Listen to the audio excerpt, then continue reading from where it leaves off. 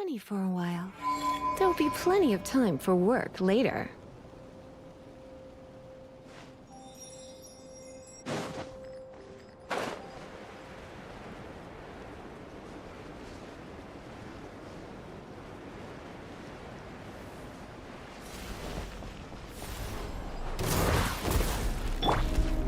Our little secret. Such defiance. Boing, boing, boing! You're dead meat!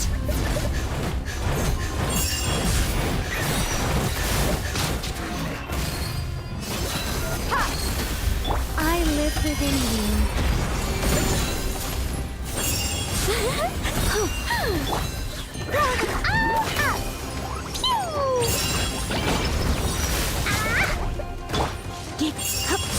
Surrendering will be.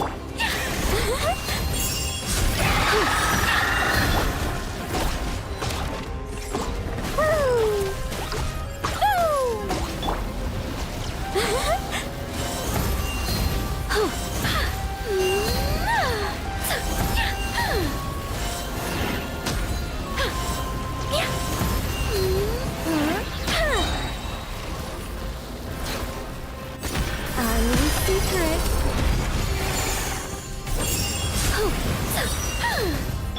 Dumpy, dumpy, go!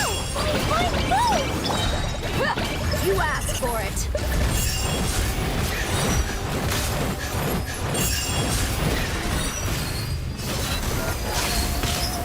Hi! Heaven's will made mine. I think not. Blazing delight!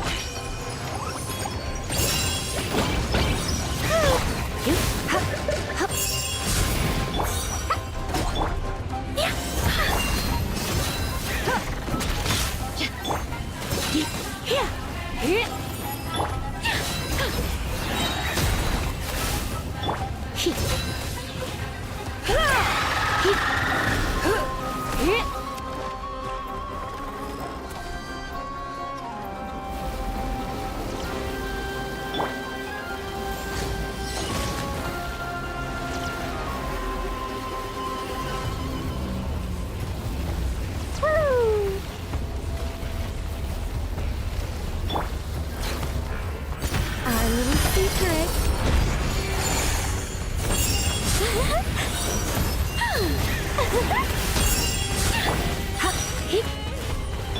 Boing, boing, boing!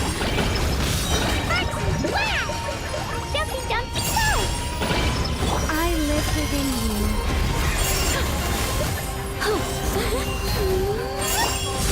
Gloves off!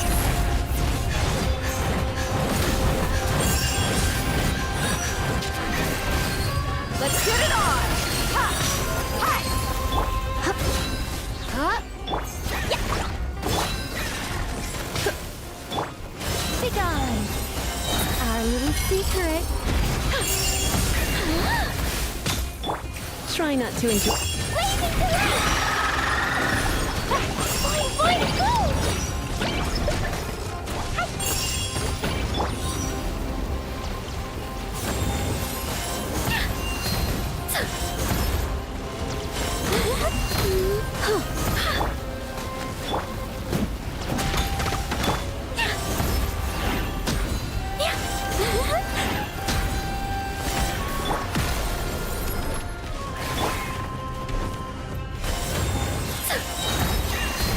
I live within you.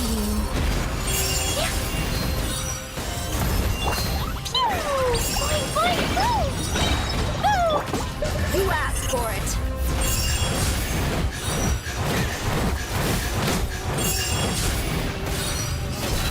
Ha!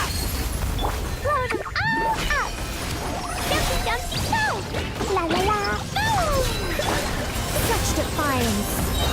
Heaven's will made mine.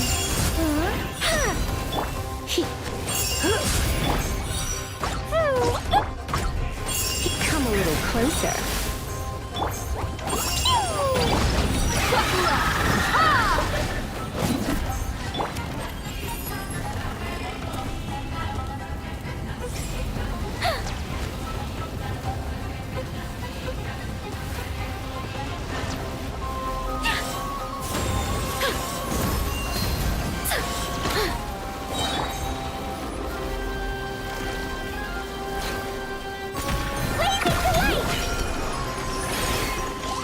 boing, boom! Jumpy, jumpy! Huh?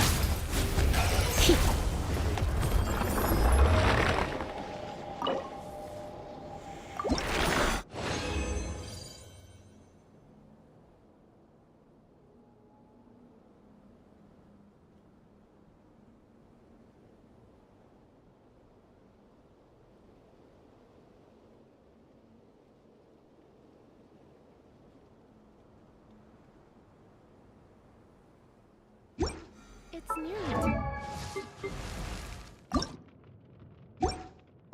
time for afternoon tea.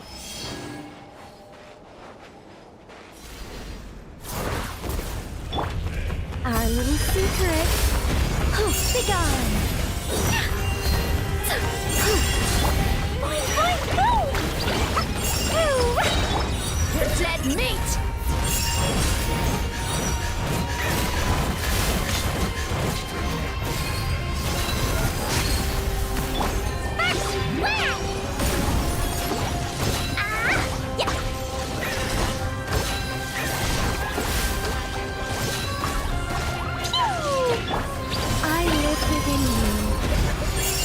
Such defiance!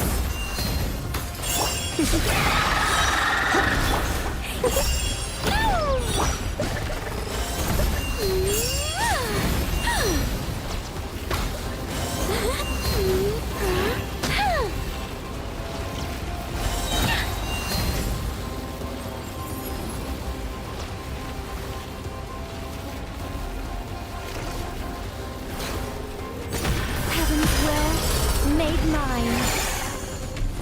I think not. Let's spark things. Boing, boing, boom! Jumpy, jumpy, go! Blazing delight!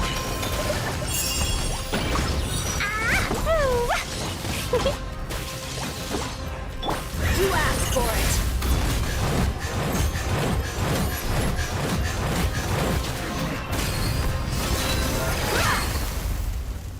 I live within you. Such defiance. Boing, boing, boom! Come a little closer.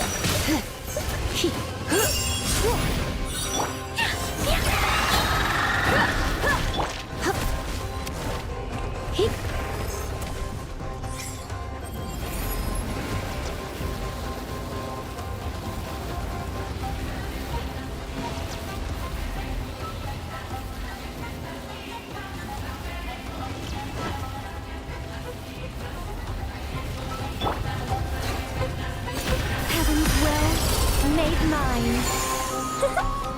Begone! You're in for a little shock.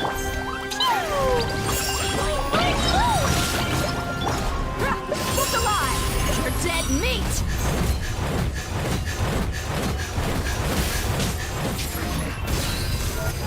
Buckle up! Our little secret. Such defiance.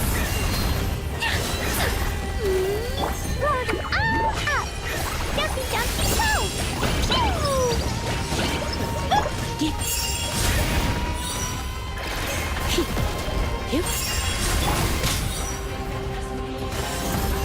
Heaven's will made mine. Begone!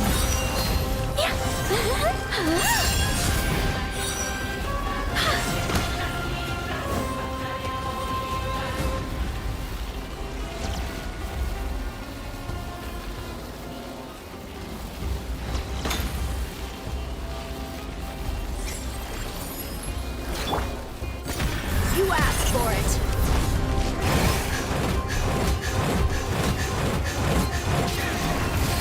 Let's get it on! Hi! Buckle up! Ha! I live within you. Surrender and I'll be gentle. Blazing delight! Jumpy, jumpy, go!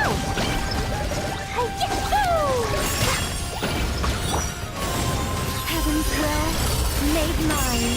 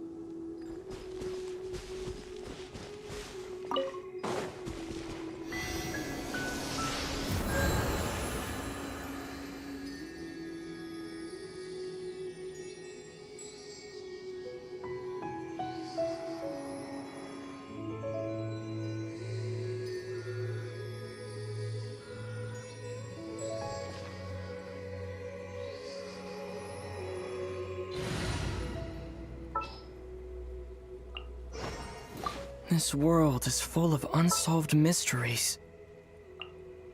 Ready when you are.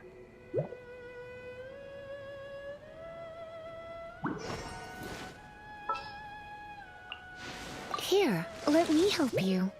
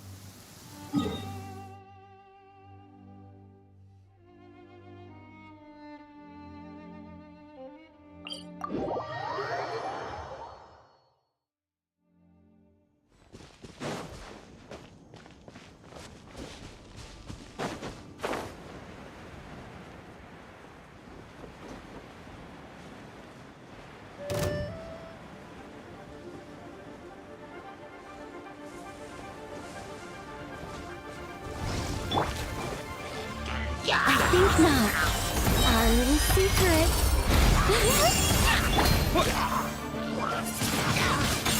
Windblade!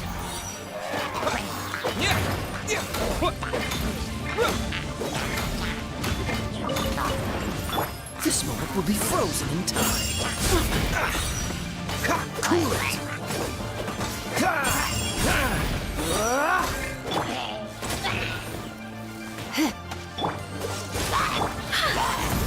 Begone! Heaven's will made mine. I'm not sure whose work this was, but this one was hidden quite well.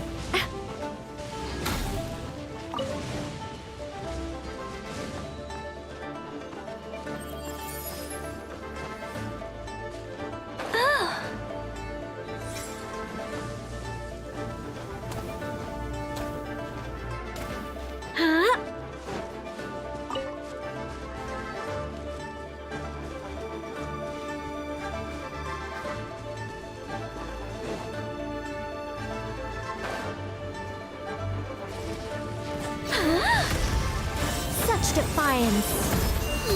Disappear!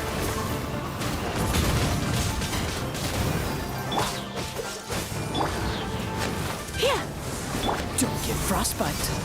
Hip.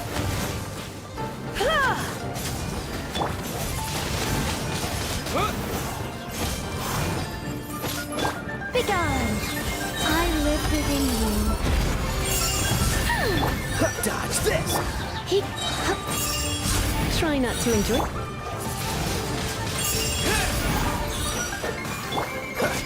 Freeze! I think not. Heaven's will made mine. Cool it!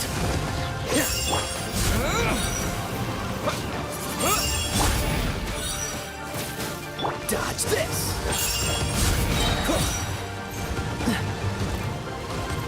This moment will be frozen in time. Cool it!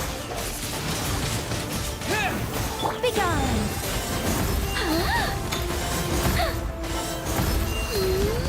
Freeze! Hip. I live within you. I think not. Cool it!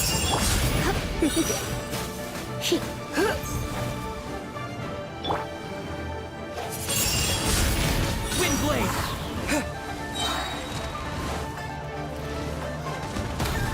With the wind! Dodge this! Here. Oh, so sorry.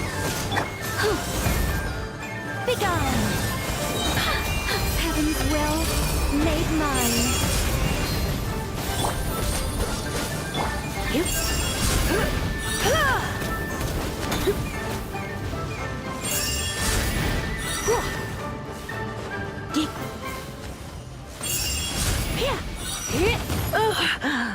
My.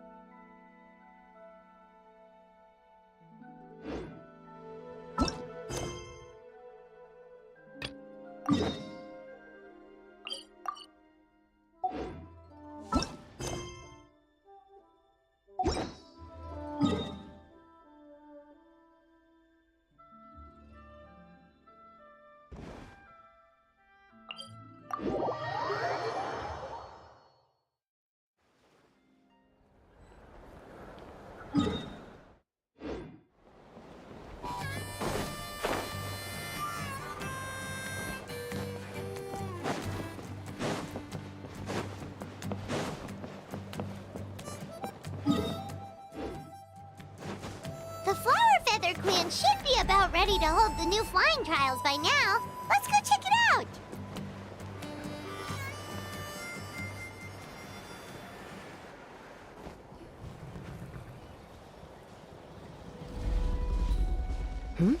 Ah, Traveler and Paimon.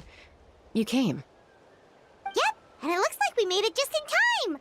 Although, can't say the same for the Cuckoosaurs. Bit of a low turnout, huh? Yeah, you'll see why soon enough. All right, get ready. 3, 2, 1, fly! Whoa! We're really flying! I feel light as a feather. I'm flying without a Cuckoosaur. These phlogiston wings are awesome!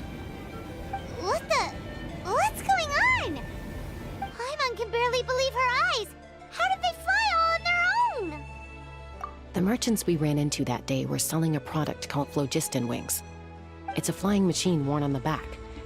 To operate it, you just use a handheld trackball that controls the flow of gaseous phlogiston. That's incredible. Yeah, if Natlan mass adopted this technology, it would revolutionize our mobility and responsiveness in times of crisis. Just think of the countless tragedies that could be averted. I feel like I'm dreaming.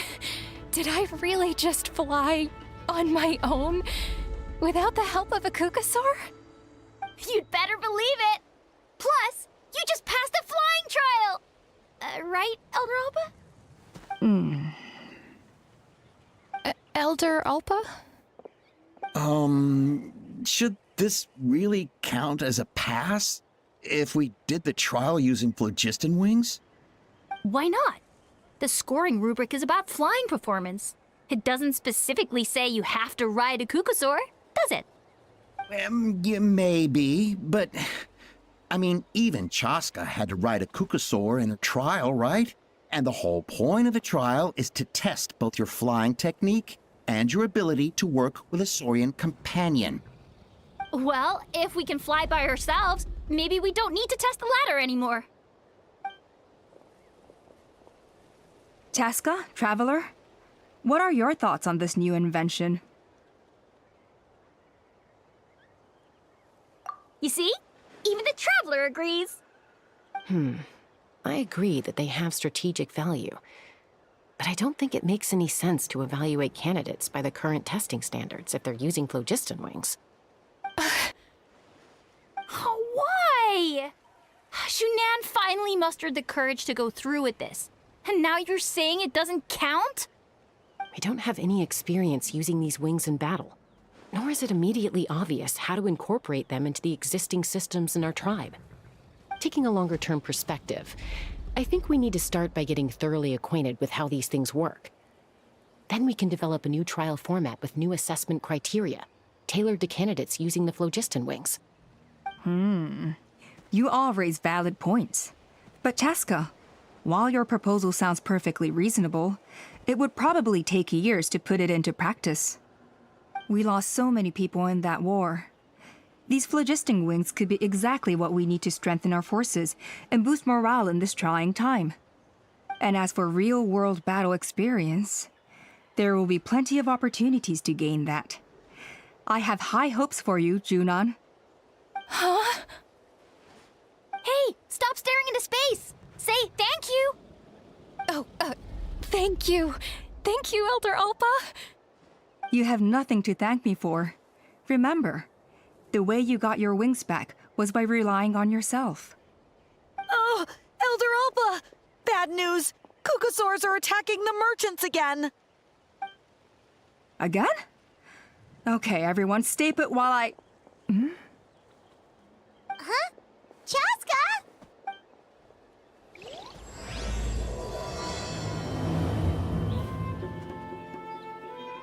Why did Chaska rush off like that? And then Elder Alpa and the others too?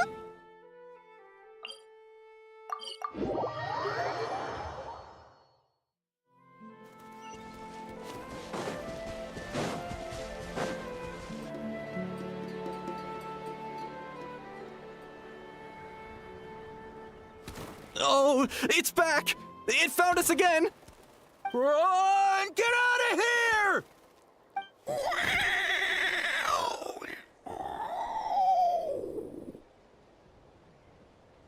Curses! She's really riled up this time. Hey! Stop running! We'll never outrun a creature with wings! Get back here and let's fight!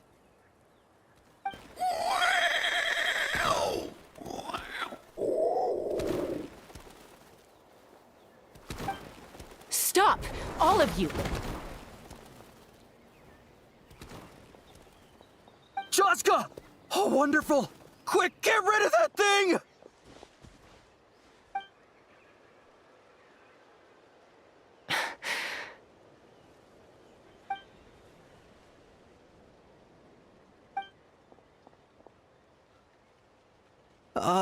What's going on? Why isn't she doing anything? So it really is you, sister. Wait, sister? That Kukusaur is Chaska's sister?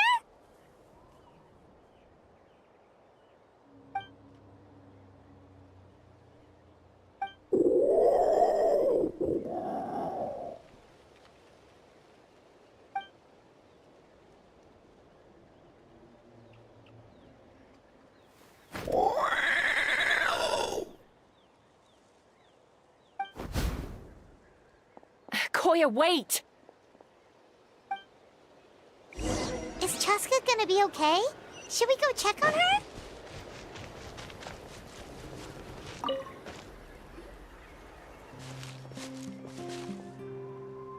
Chaska, are you okay? I'm fine. Sorry for making you worry.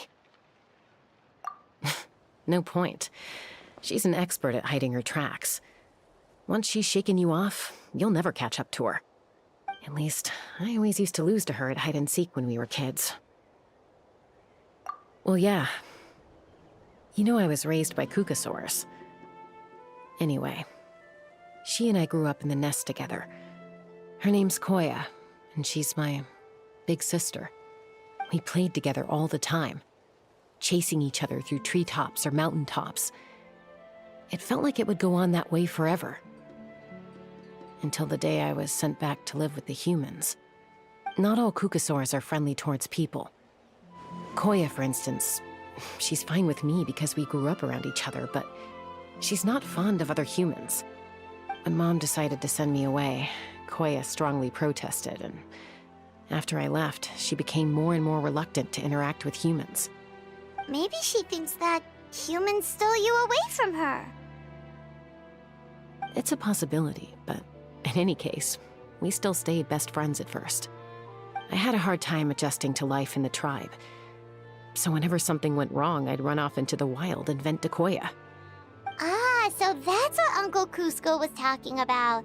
He said you seemed to prefer hanging out with Saurians to your own kind back then. Yeah, I did. But then, gradually, everything changed. With a new mom and dad, a new tribe, and Koichi, I started getting curious about these humans and made an effort to understand their behavior. The more time I spent with them, the less I spent with Koya. And then, one day, it was Koya's turn to leave the nest. She sought me out and asked if I was willing to leave the tribe and go live in the wilderness with her. As far as I can remember, that was the first time she ever approached a human settlement on purpose. So, how did you answer her? Well, I wouldn't be standing here talking to you if I'd said yes. No, I was torn. On the one hand, I'd already made up my mind to embrace my new family and accept my human identity. But I also knew that Koya wasn't a fan of humans, and I didn't want to disappoint her.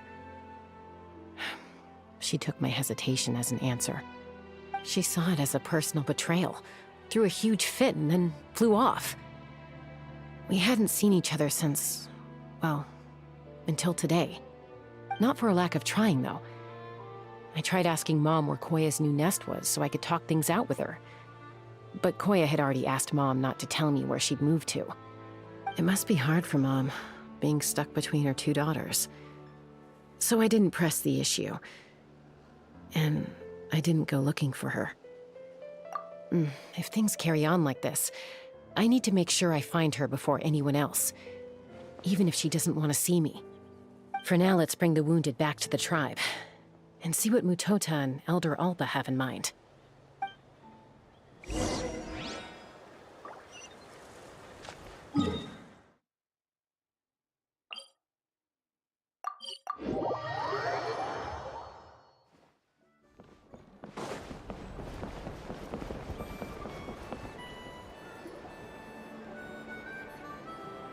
So, I hear there's been another Kukasaur attack. Ha! I knew it! They're wild animals, and they can't be trusted. Hey, show a little respect. The Kukasaurs are our partners. Maybe in the flying squad, but they don't give a hoot about the rest of us. Well, now that we have the phlogiston wings, do we even need the Kukasaurs anymore? Are you kidding? How are we supposed to protect our tribe without them? I didn't mean it like that. Huh? Protect our tribe? Or are you just scared that your precious flying squad will lose its prestigious position? You take that back! Things are changing so quickly. Chaska, there's a conflict emerging there. Aren't you going to nip it in the bud? The whole tribe's talking about this now. Breaking up a single fight won't solve anything. The real source of conflict here is the phlogiston wings. And what happened with Koya. On any other day, people would just brush this attack aside. After all, clashes between wild Kukasaurs and humans are no more common than those between people. But now that the phlogiston wings have entered the equation, it's sparked a debate over whether our tribe needs the Kukasaurs at all. I worry that we risk repeating the mistakes of the Cinder City. Back then, Lord Ochkon's hatred of the Saurians nearly destroyed the peace forged by the Pyro Archon. Chaska, to prevent things from deteriorating further, I'd like to task you with restoring peace to the tribe. I will. Traveler, you've already done so much for Natlan, and the Flower Feather clan has no right to ask more of you. But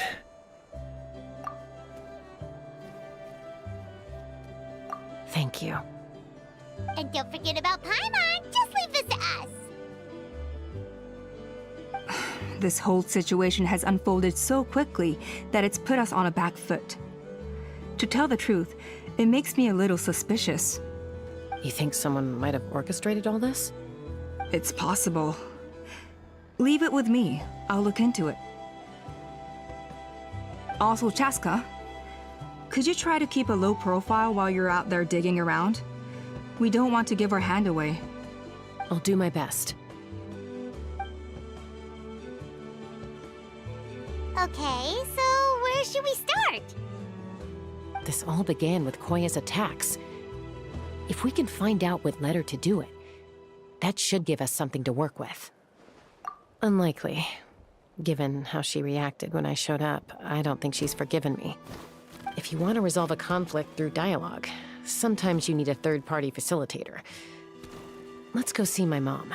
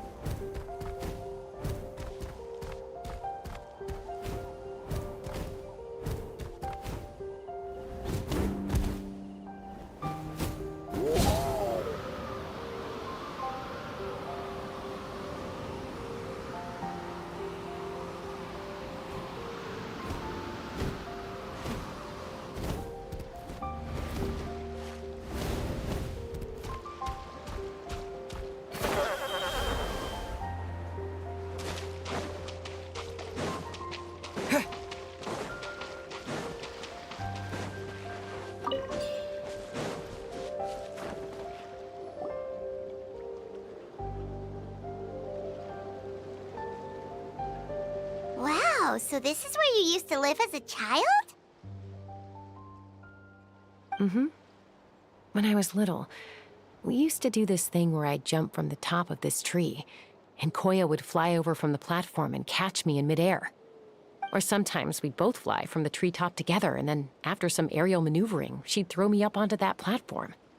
After we got a bit older, we went to the nearby shores looking for even greater heights. Ah! Stop! You're gonna get Paimon a heart attack! Oh, really? I just thought it made a fun story. Then I'll share more with you when there's time. Anyway, back to the matter at hand.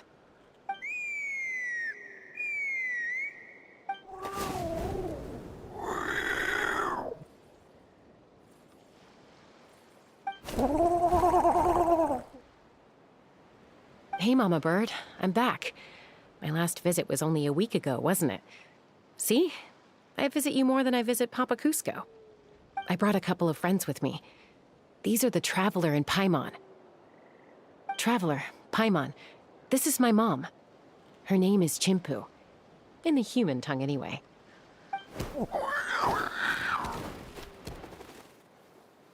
Hi! No, not really. I don't speak it as such, but I can sort of get the gist. Although only with Mom and Koya, since I spent my formative years with them. Even then, it's basically a best guess based on their sounds, body language, and expressions.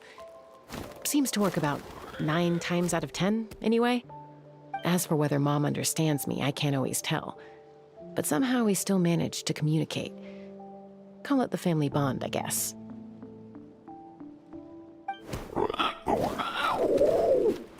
Don't worry. I'm doing well, but I think Koya might be in some trouble.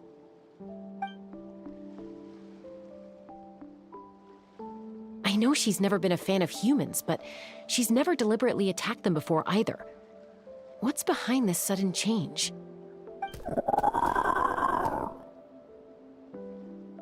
Does, Auntie Chimpu know anything? Doesn't look like it. Koya hasn't visited her in a long time. Then, could you please tell me where she's living nowadays? I really need to talk to her.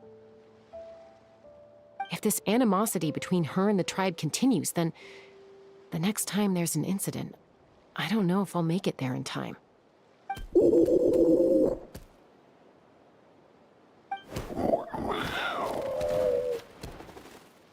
She said she'll take us there. Thank you, Mom.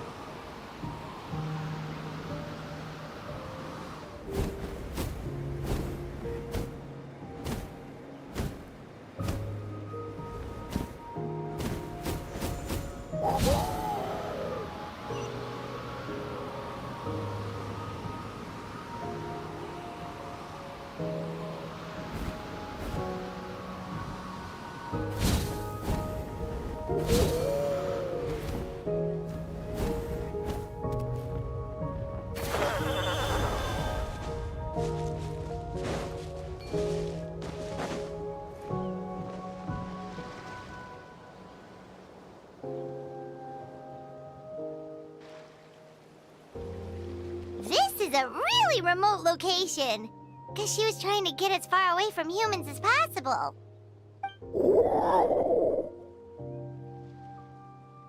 We stay here?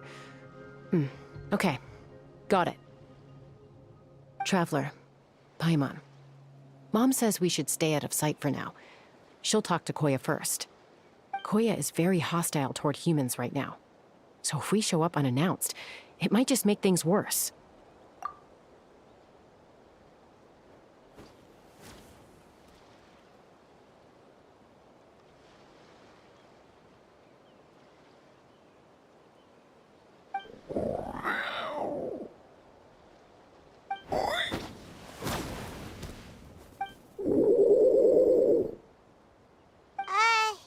Any idea what they're saying? Sounds like things are more complicated than I imagined. There's evidence in this area suggesting that Koya might have been the victim of a human attack.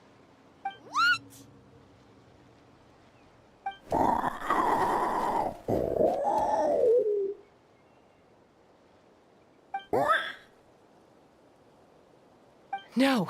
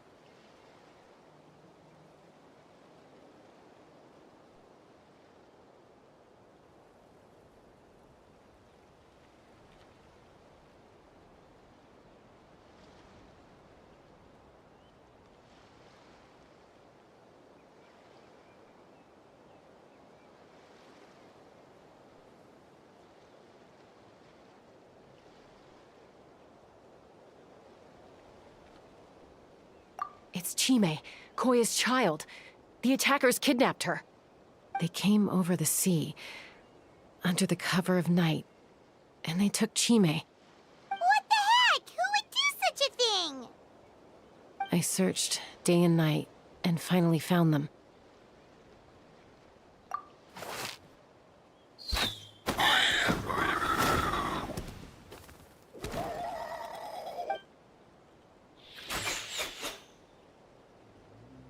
Oh, yeah! T'Pol's contraption is working like a charm! Got her in one! Hey, there's another one! Wait, is that the one that got away last time? Who cares? Just get them all. T'Pol pays us per catch.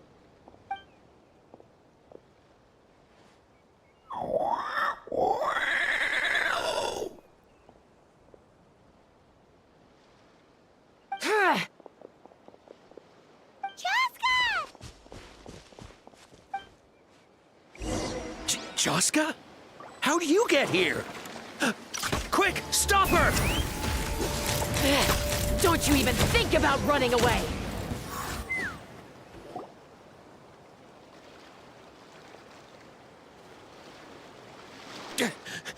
Don't come any closer, or I'll... Go, Phlogiston Wings! Take me out of here! Uh-oh, looks like it malfunctioned. This is bad. Mom and Koya are already injured. And if that thing explodes right next to them... Help! Elemental energy suppresses it! Please, someone! Get back!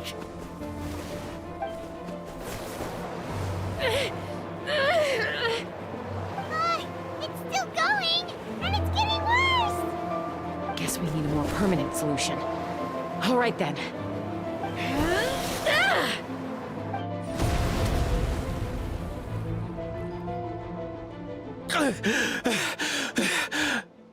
That was too close. I thought I was gonna die.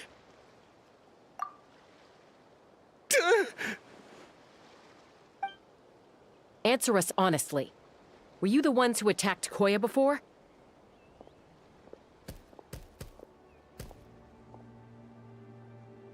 I am... No, it was...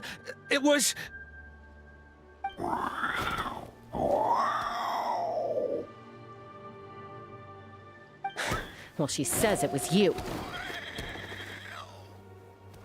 Just tell me, who sent you here? It was T'Pol. He told us to catch all the wild Kukasaurs we can find. And he also said that this Kukasaur has become a thorn in his side, so it needs dealing with urgently. T'Pol? Huh. Sounds familiar. But where from? Well, he tends to send his orders in writing. He pretty much never communicates with us in person. When he does, he wears a mask to hide his face. And whenever we trade Kukasaurs for Phlogiston Wings, we deal with his henchmen. So you didn't even make those wings? All we did was slap some labels on them and transport them over here, to make them look like they're imported. To make it harder to trace their origins. I don't know, honest! Well, that's mighty convenient, huh? What about if I held a gun to your head? Would that change your answer? No need. I'm sorry. I'll tell you everything I know. T'Pol doesn't tell us much, but he always stresses that he wants them alive. So that gives us some clues. This is just a best guess, of course, but we suspect that the gaseous phlogiston stored in the trackballs is drawn directly from the Kukasaurs. What?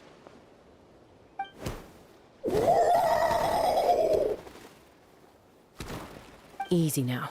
You're still injured. Hey, keep talking. Yes, ma'am. So, the gaseous phlogiston has to be highly refined in order to power the phlogiston wings.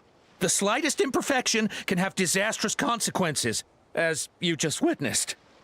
But the Kukasaurs have a natural ability to process gaseous phlogiston. So, if you use them as an intermediary, then...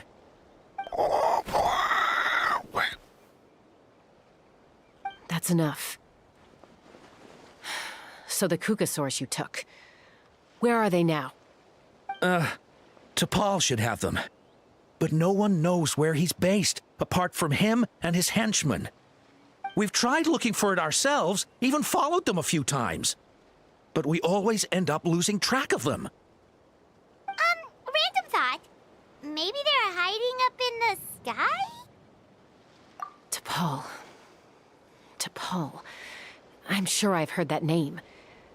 Maybe it was... Chaska, Traveler!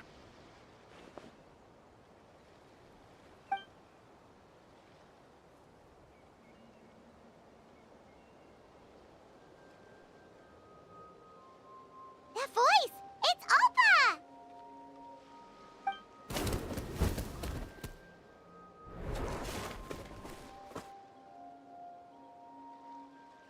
Elder Alba? What brings you all the way out here? Well, I was patrolling nearby when I heard the sound of an explosion. What's going on?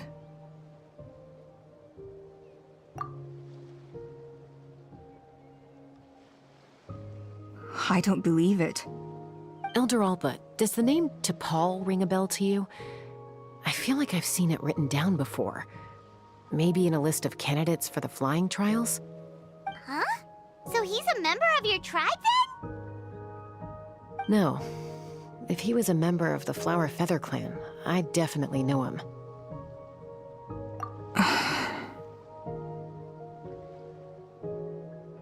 Now that you mention it, I do remember a young man from outside our tribe who came to participate in our flying trials once.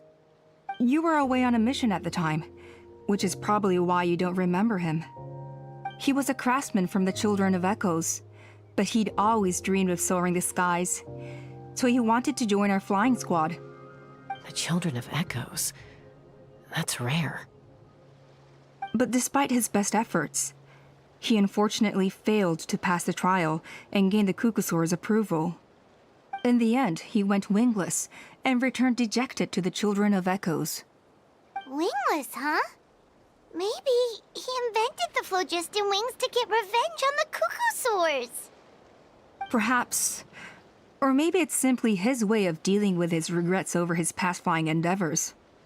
Either way, it doesn't excuse his abuse of the Kukasaurs. I'm gonna take these guys back and expose the truth to the tribe. It's time for this conflict to end. Easy, Chaska. Remember what I said about keeping a low profile?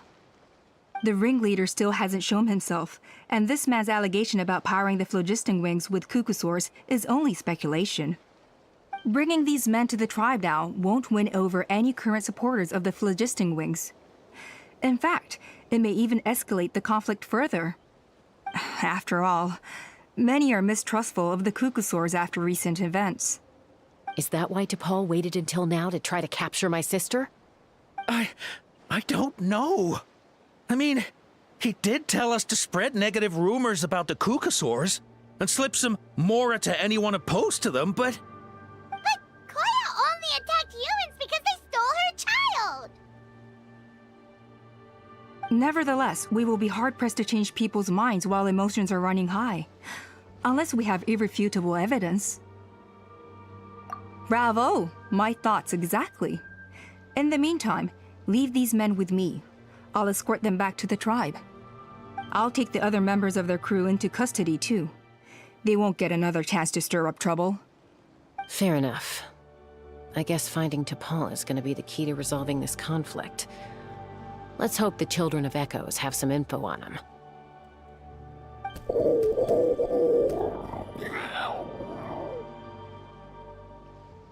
Sorry, whatever it is, it'll have to wait till this is all blown over. I have to fix this situation before it spirals out of control.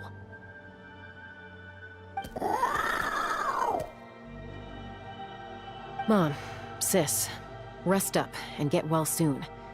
I gotta fly.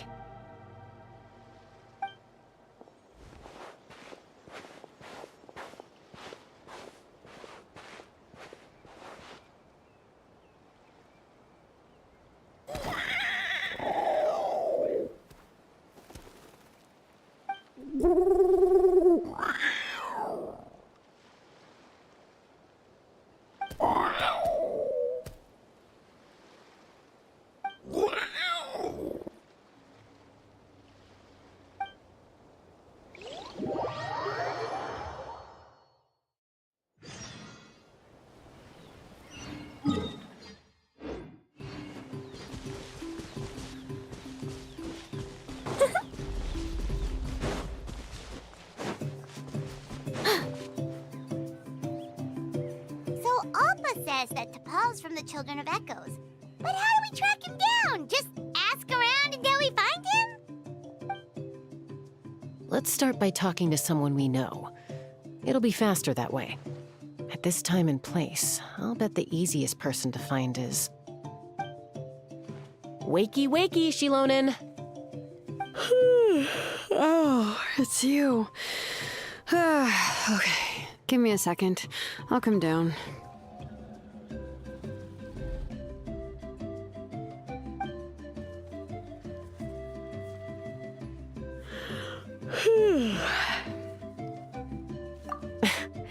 I climb trees to fly further and see farther. I don't usually stop for a nap. Well, we're not all like you. Always full of energy, even after flying around all day. Yeah. So, you've come all this way and interrupted my precious nap time. Might I inquire as to, why? I'm sorry, Shilonen, but it couldn't wait. Does the name T'Pol mean anything to you? He's a craftsman, apparently. Huh. T'Pol. Yeah, that rings a bell. I think that's Puma's child. Nope, I'm afraid you're a few years too late. Why are you looking for him?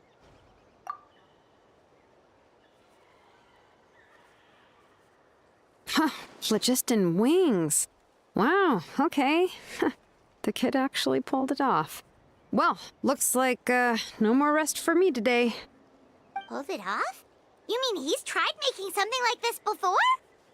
Yeah, he started trying to build a flying machine right after he got back from the Flower Feather clan. So right after he went wingless, then.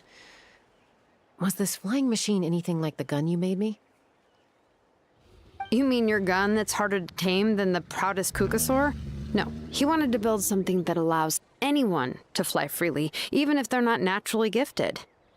But he never got very far back then, though. Blew up his workshop a few times and barely made it out alive. I never really kept up with him after that. His parents traveled a lot in their youth and only returned to the tribe after he was born. But they settled in a remote area and don't interact with other people much. Which means most people in the tribe don't know them very well. Your best bet is to chat to his direct family. I'll, go get Puma. Wait for me in front of the workshop. I won't be long.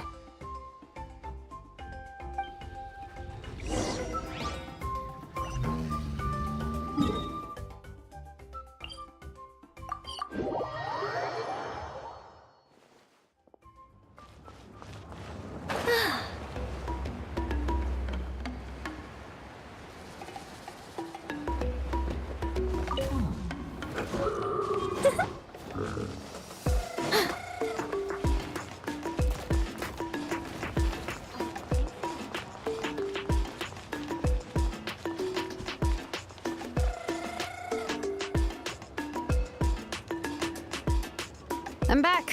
Allow me to introduce T'Pol's mother, Puma. Hello, we're... Oh, save the pleasantries. I don't want to spend any longer talking about that boy than I have to. Huh? I disowned him long ago. He is no child of mine. All he cared about was his pipe dream of reaching the sky. Oh, we tried to talk sense into him, but he was obsessed. And then when he left us, he spouted some nonsense about building a workshop in the sky to avoid the constant criticism of us ground dwellers. He left his notebook behind. Whatever questions you have, you can look for them in there. I am done talking about him. He's no son of mine. He never called me Mom anyhow.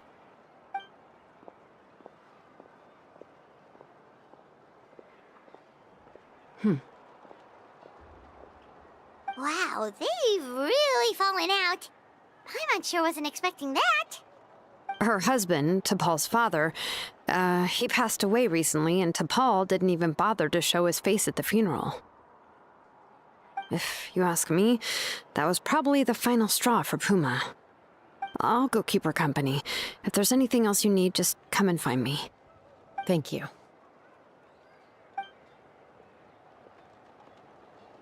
Okay, so this notebook is the only lead we got now, right?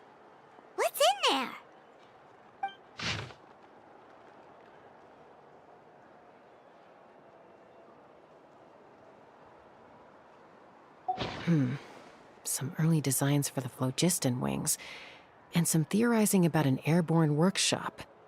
Natlan, the Cinder City. Looks like that's where he got his technological inspiration from. So, was he serious about the workshop in the sky? But that's such a big project for one person. Do we think he actually pulled it off? Oh, yes. The one from the trial arena that was super high up.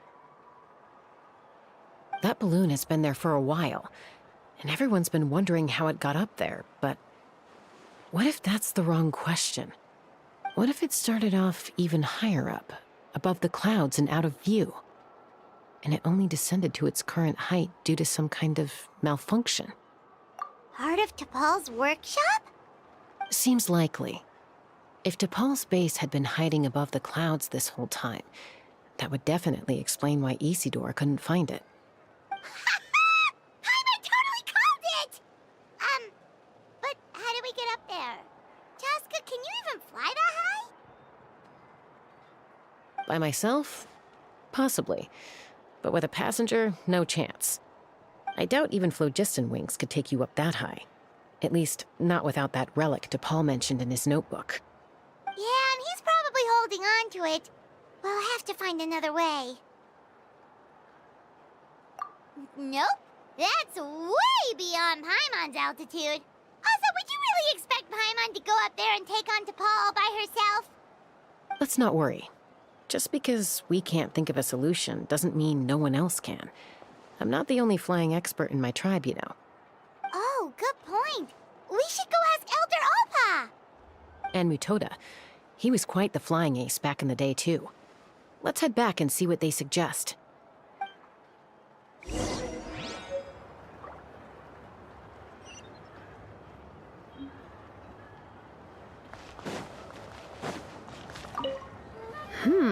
How's the sleuthing going? Hanging in there. She seems to have calmed down now. I'll check in with her again later. I think something about handing you that notebook meant she was finally able to let go of a few things, so maybe this was for the best.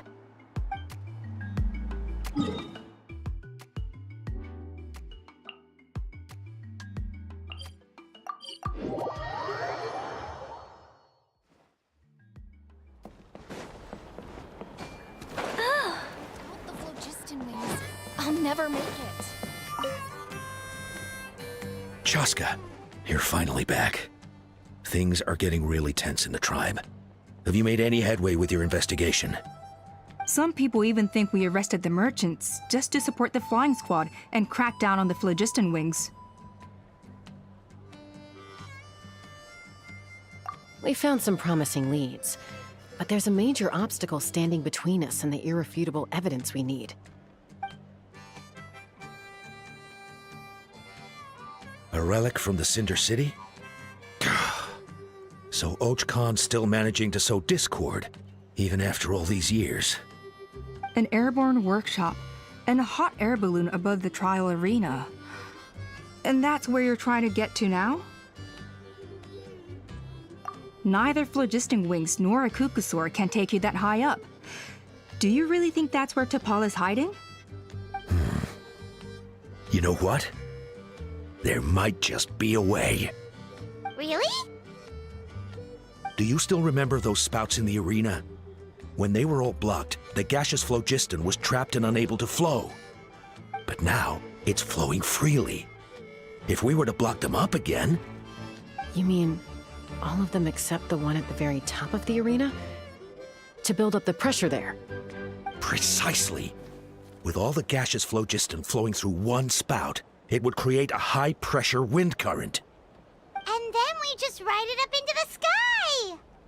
Yes, it has its risks, but with Chaska's abilities, I think she could manage it. It's an extremely risky approach, but I agree that it's feasible. If you want to give it a try, check with Inkanak at the trial grounds. She can explain how to block the spouts. Chaska, if anyone has a hope of seizing this evidence from the high heavens, it is you.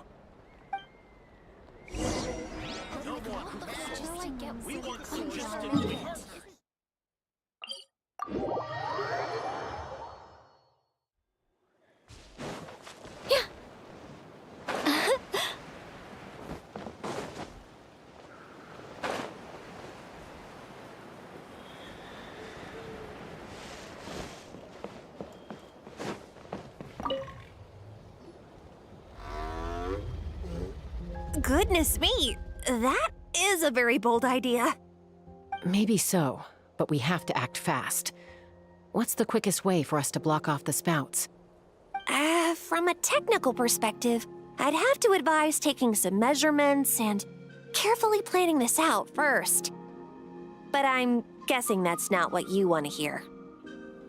Then we'll have to take the rough and ready approach. See the solid phlogiston over there? Our prior inspections revealed that some kind of stable structure has formed inside, making it highly damage resistant.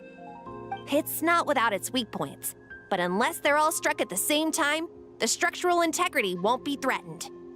So, what happens if we do strike them all at once? It'll collapse.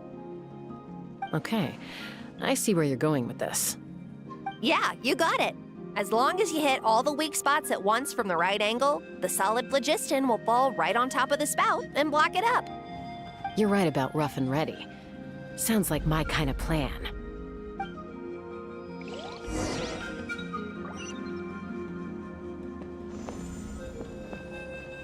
Let's fly.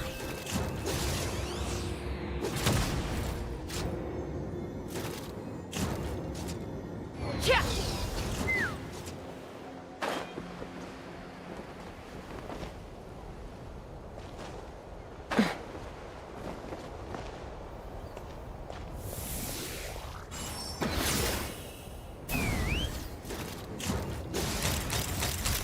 Open fire!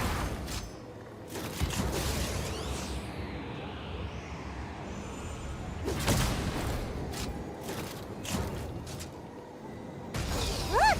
There's a chunk of solid phlogiston right over that spout!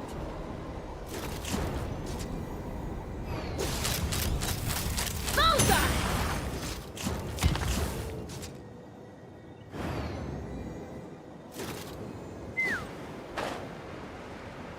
Take me up!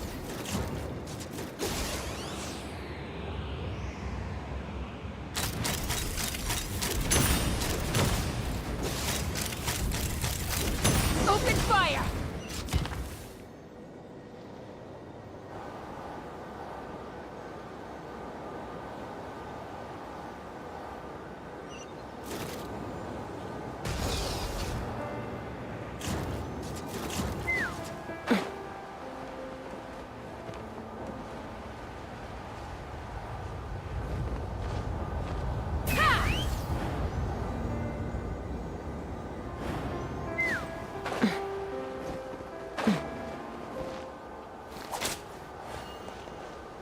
Let's fly!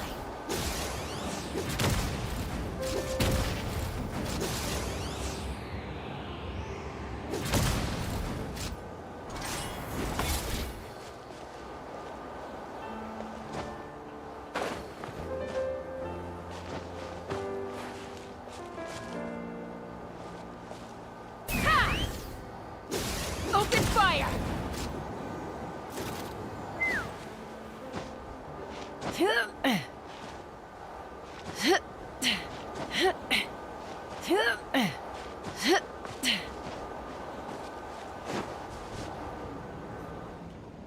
It actually worked!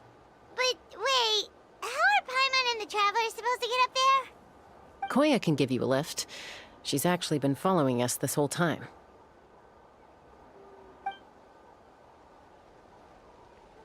Wow, Paimon didn't notice at all. Well, probably because she didn't want to get too close to humans. Or maybe just me. But right now, we need her power.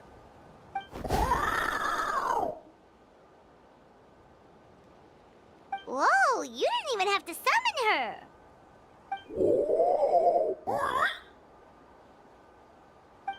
Yes, up there. That's probably where Chime is. All right, let's go have a little talk with this T'Pol.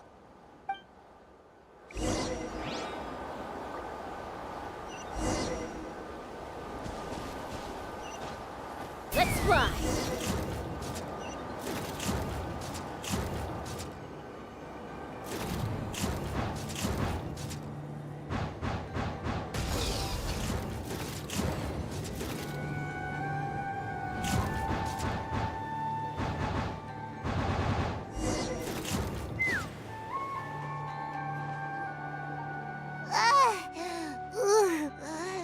has ever flown that fast before.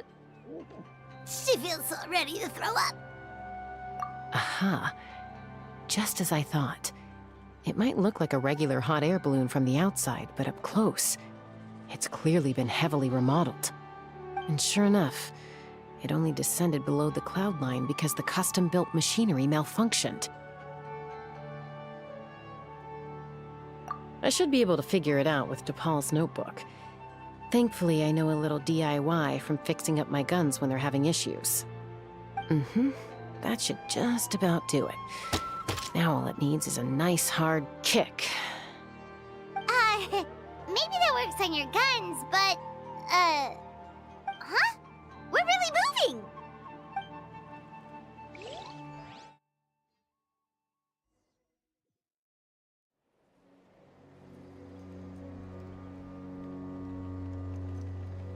Here it is!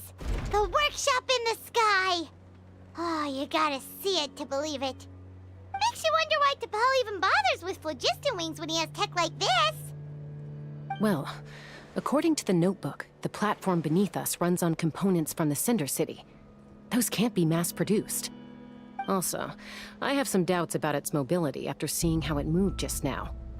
For someone like T'Pol who dreams of flying freely, this definitely doesn't cut it. But if he's got that relic, he should be able to make a set of prototype wings for himself, right?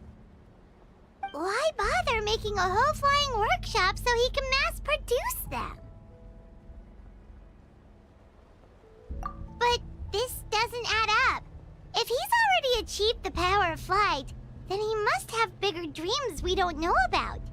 But what? With any luck, we'll find the answers in his workshop.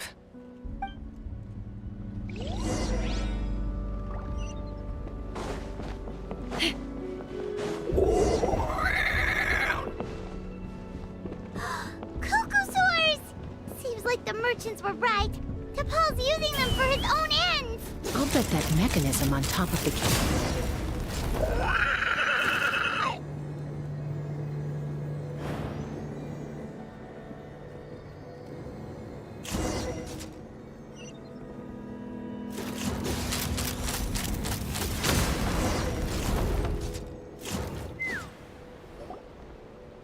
Why won't it fly away like the others? Is it... She's still breathing, but barely. By the looks of it, T'Pol was using these cages to extract phlogiston from the Cucusaurs. Once a Cucusaur is drained of phlogiston, it becomes too weak to move. We'll have to come back for these ones after dealing with T'Pol.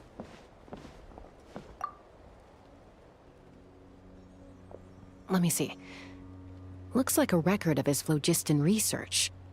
Log number 330. With the support of... I was finally able to launch the airborne workshop. Even though it relies on the relic for 80% of its power supply, I've at least taken the first step. Log number 348. Research on the relic is progressing well.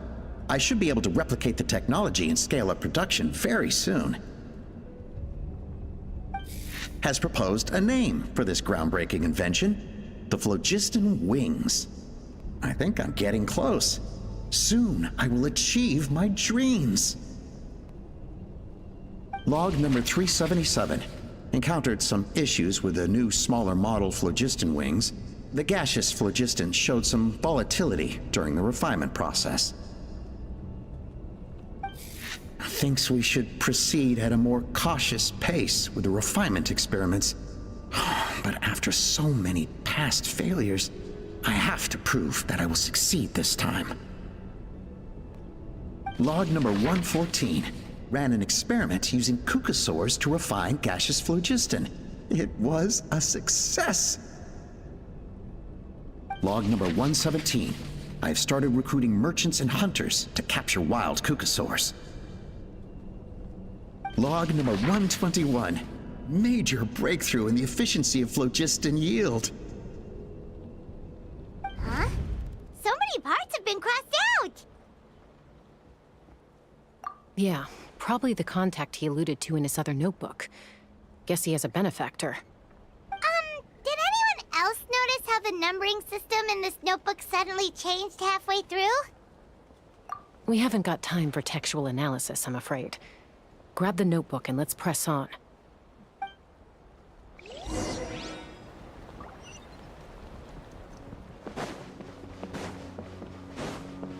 Huh.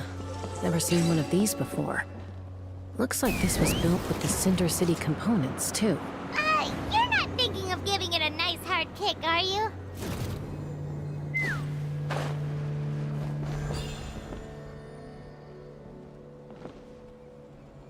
Ha!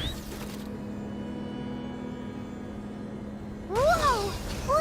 What's that mechanism doing? It's asking for a nice hard kick where it hurts. Aim for the weak spot.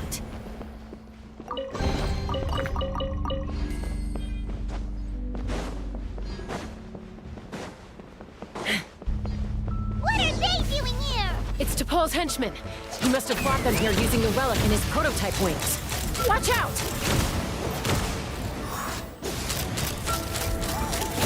Locked on!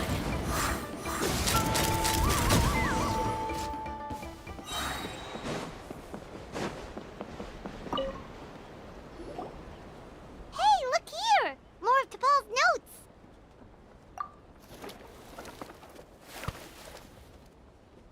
Log number 403. Introduce me to some new comrades who fully support my ideas.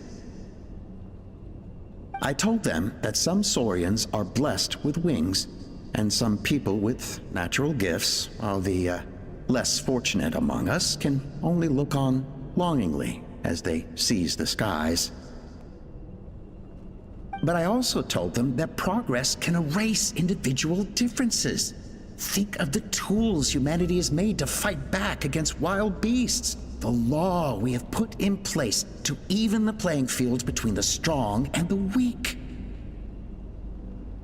I promised them that our research will be the new frontier of human progress.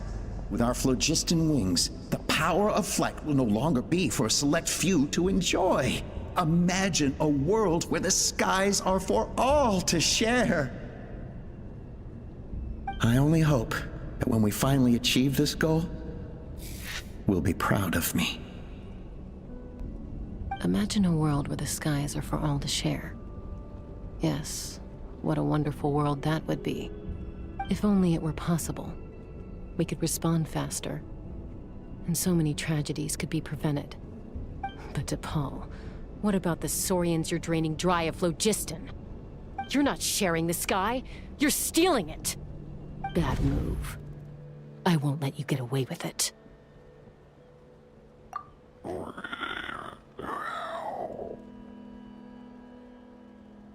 I'm fine. Let's keep moving. I don't think we'll find anything else here.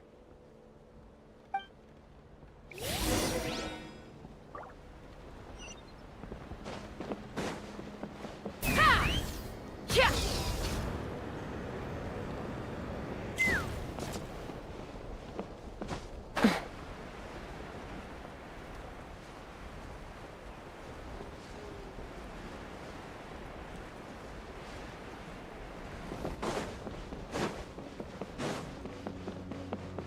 Let's fly! Open fire!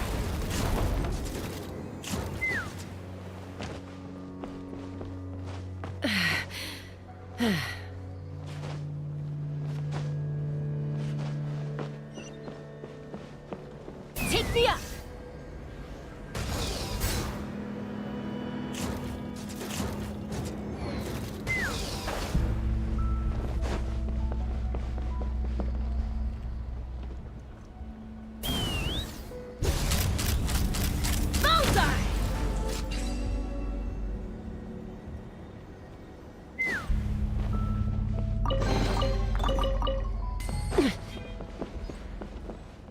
Let's fly!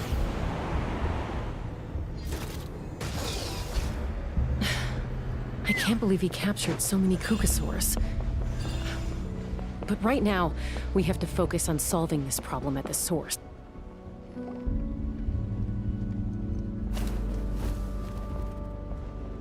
Looks like we've reached the center of the workshop. And still no sign of Koya's baby.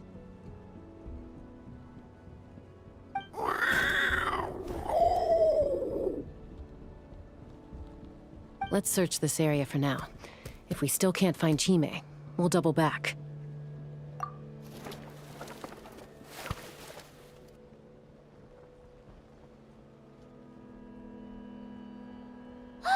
Chaska, Traveler, come quick!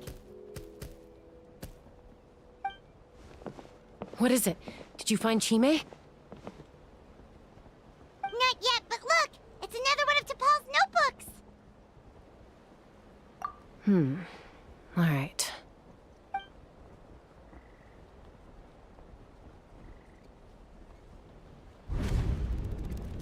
Log number 428.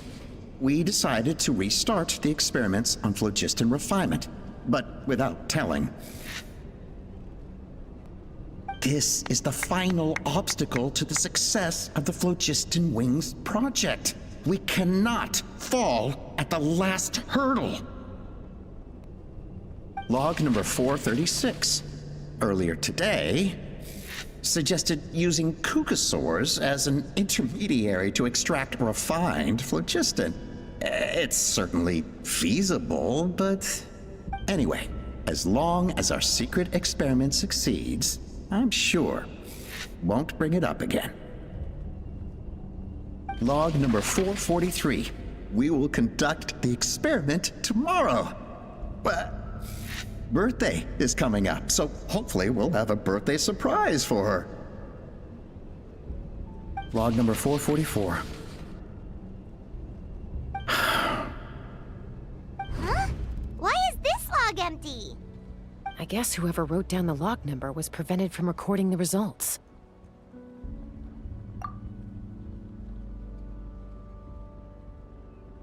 Log number 0. We lost many comrades in the accident. Among them are friends, lovers, and children. But we cannot stop now. We will keep their legacy alive and carry their dreams forward. As of today, we are scrapping the artificial refinement method. Instead, we will focus all our efforts on phlogiston extraction from live Kukasaurs. They are arrogant beasts whose existence in the wild serves no one but themselves. Their true worth lies in their sacrifice for the sake of human progress. To facilitate our operations, we will gradually move the airborne workshop closer to the Flower Feather clan, even as we continue to expand it. All this we do to create a world where the skies are for all of humanity to share. All this we do to make T'Pol's dream a reality. Given the way this is written, not to mention the fact that the numbering has started over from 0, it kinda sounds like this is someone new. Does that mean that T'Pol's already... There's also a letter tucked in the end of the notebook. It's from Puma.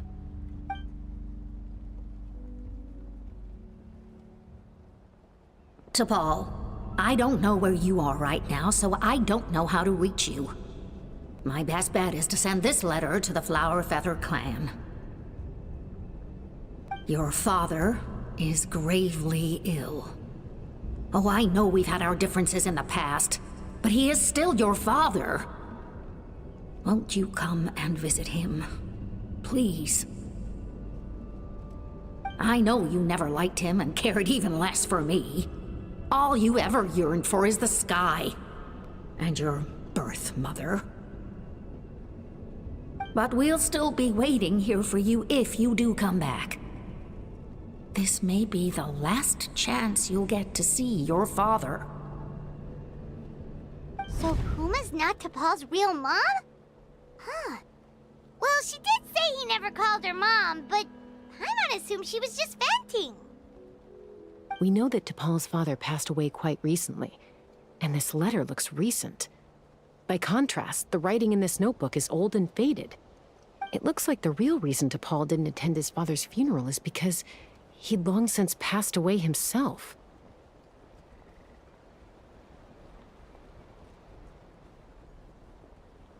If we ask ourselves why this letter was sent to the Flower Feather clan, why T'Pol always yearned for the sky, and how he got his hands on a relic from the Cinder City, it all points to one answer.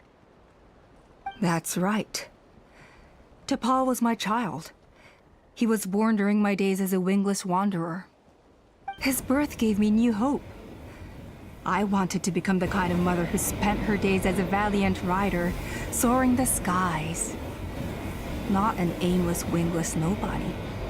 But his father wanted to settle down, to give his child a safe, sheltered life in his tribe. We fought about it constantly, until the love we once had for each other was gone. He started a new family, with another traveler who was also looking to return home. And I went back to the Flower Feather clan, alone. Alba? I had no idea that despite being raised among the children of echoes, my child still harbored dreams of the skies. Can you imagine, Chaska?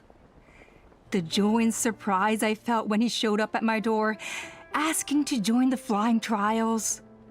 Or how proud I was when he said he wanted to prove his own worth, rather than relying on my position as elder. And then the anguish that overcame me when he was rejected by the Kukasaurs and became wingless, just as I had after my injury. You've got a lot of nerve showing your face here. Don't take this the wrong way, Chaska. I'm not here for a fight. I just want to talk. Isn't that your preferred way to resolve things? I trust you've learned of T'Pol's wish on your way here. A world where the skies are for all of humanity to share. If only his dream can be realized, no one will ever have to lose their wings again. Our aerial prowess will be greater than ever before. War will never again come at such a great cost. The loss of Koichi is a tragedy that need never be repeated. So tell me, Chaska, do you really wish to see the phlogiston wings forever grounded and gathering dust? Nothing you've said excuses all the conflict you've caused. You mean the argument back at the tribe? It was a necessary measure. Sometimes this is the only way to accelerate the pace of progress.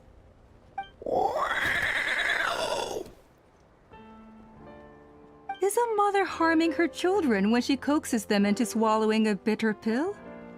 Of course not. It is a brief moment of suffering for the greater good, and the child would come to understand this in due course. The phlogiston wings are that bitter pill. We will never progress as a tribe if we cling to the scraps the Kukasaurs offer us. Once the people have embraced the phlogiston wings, they will never look back. Even if they learn how the refined phlogiston is sourced. They will convince themselves that the sacrifice of a few Kukasaurs is a small price to pay for our dominion over the skies. But this I had not anticipated. I barely had the chance to introduce the phlogiston wings to the tribe before you found this place. Your plan was hardly foolproof. Yet, it can still be salvaged. Chaska, traveler, you are the hope of humanity. I'm sure you have your doubts about my methods, but know that my love for humanity and for Natlan is genuine. You know me, Chaska. And you know that I've always treated everyone in the Flower Feather clan as my own children, as fellow humans. Surely you can understand my perspective. Hey, quit the quips! This is serious! Alpa, Natlan doesn't belong to humans alone. And truthfully, neither do I.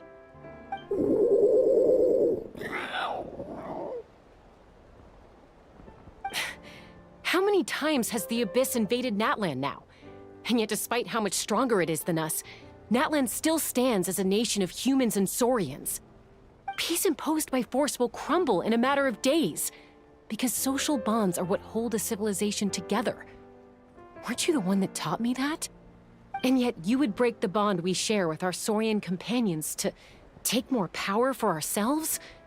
That's as stupid as hacking your own arm off to use it as a club. They are wild beasts, driven purely by instinct. How could they possibly understand human social bonds? How did someone like her ever become a writer?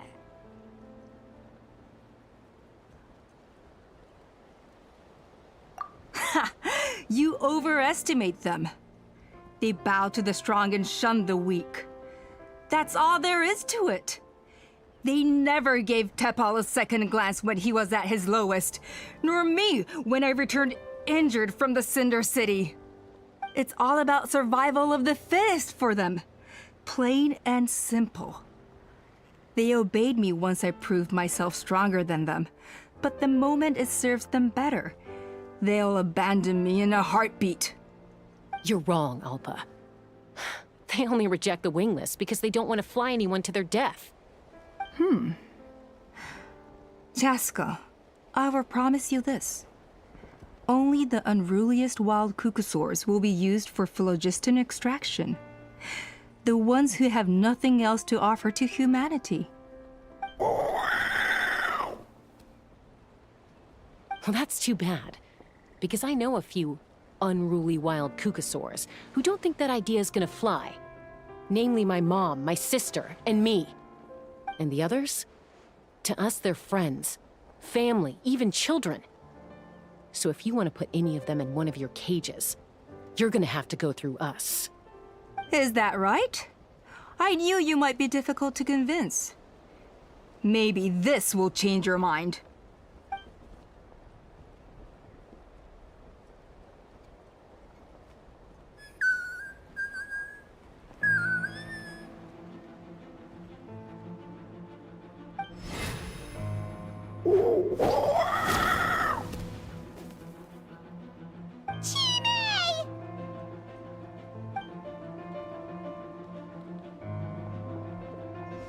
Alpa!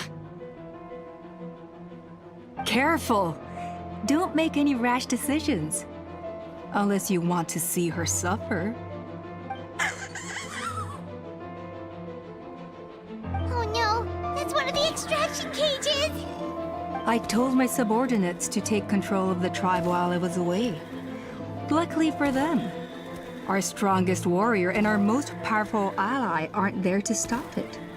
Take control? What are you planning to do with Mutota and his supporters? Merely accelerate their inevitable downfall. They cannot stand in the way of progress forever. It is not the move I wish to make, but I'm afraid you and your friends force my hand. And since you insist on imposing me too, I have no choice but to keep you here until the dust has settled. So that's what you meant by I just want to talk.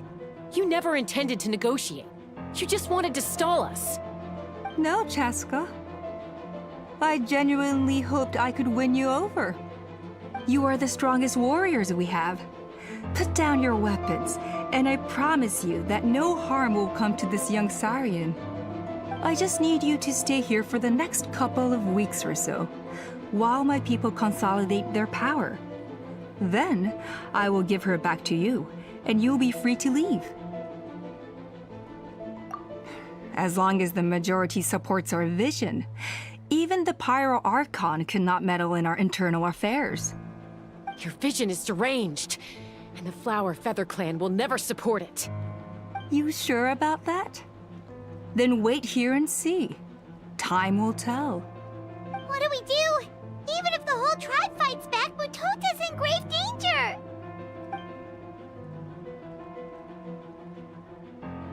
Stop delaying the inevitable! Drop your weapons and get into the cages, now! She's still holding Chime hostage. Is there really no other way?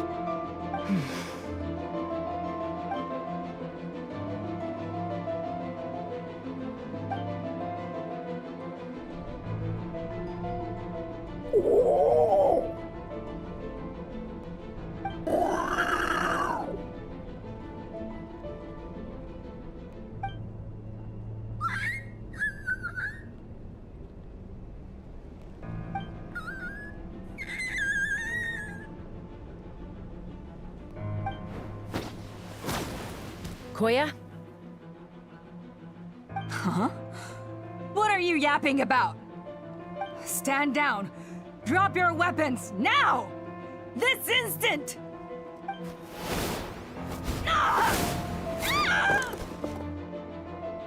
No! The relic!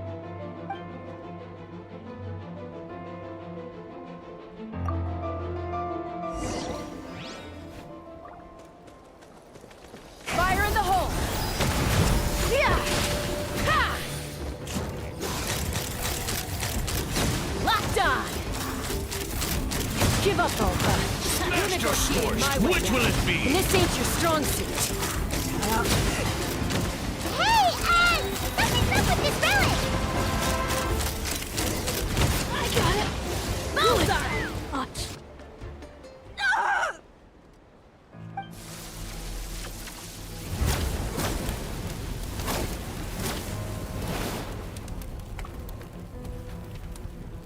No! What is she doing? She'll bring us all down with her! But why? We stabilized the relic! Maybe it got damaged in the fight. If we don't think of something fast, this whole workshop is gonna fall apart. No. They're directly beneath us. My beloved tribe!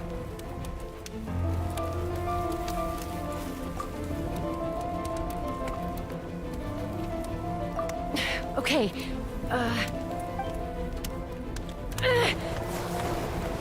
it's too powerful. This ain't a toy like last time.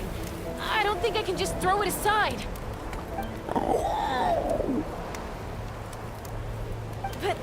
But we need to get it far away before it explodes. Then the tribe will be safe, and so will this workshop.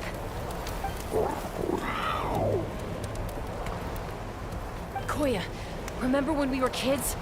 Come on, let's take this thing high up into the sky.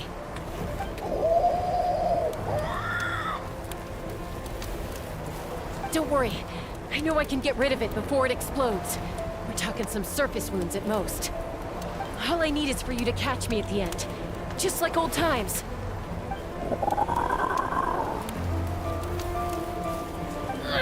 I can't hold it back anymore. We have to go. Don't be insane! Alpa! What are you... You're a fool, Chaska! Why would you choose such a risky solution? We cannot entrust the safety of our tribe to this wild Saurian! I'm the fool. You really think you can stand a better chance than me?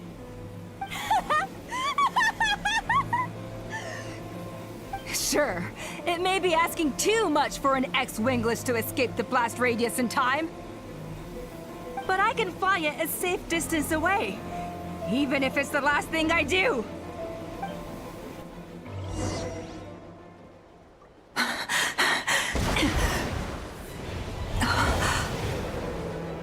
Here, this should be high enough to save the clan.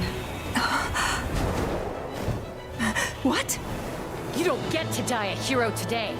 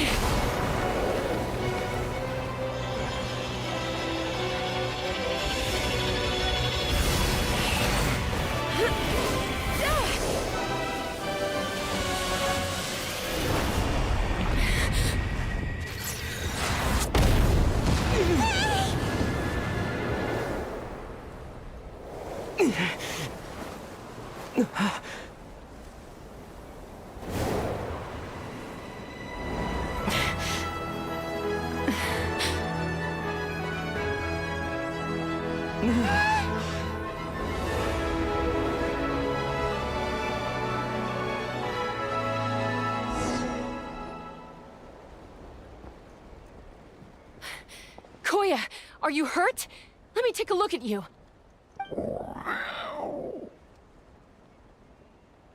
What do you mean, I'm fine? Didn't I tell you to catch me on your back?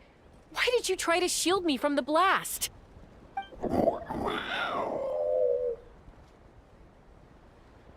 accident? Yeah, right. Seriously, you're as stubborn as ever. Chaska, Koya! How are things looking here?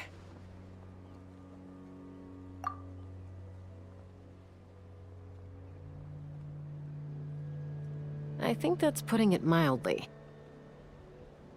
I owe you one. Again.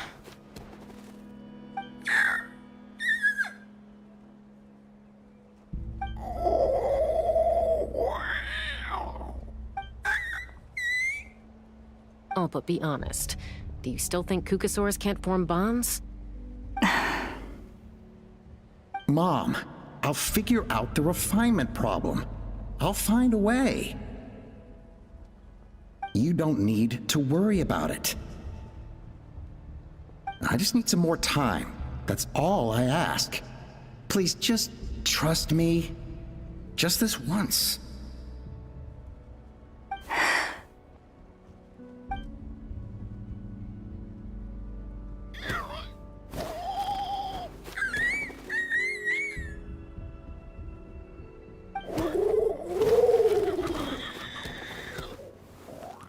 The Flower Feather Clan yield to the strong. And it's up to the winners to define what strength means. So it looks like it's my turn to yield.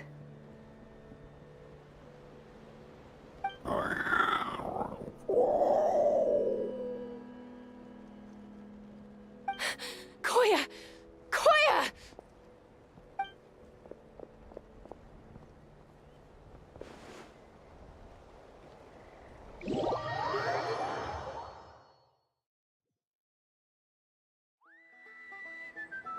So, you're absolutely sure it's not because of the explosion? Yes, for the 10,000th time, I'm sure. The blast barely touched her. The reason she fainted was old injuries playing up, compounded by overexertion in recent days.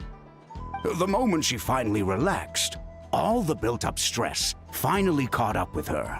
And no wonder. Honestly, she's just like you. Anyway, now you know how we feel when you go off risking life and limb. Your mother and I would both appreciate it if you lived less dangerously.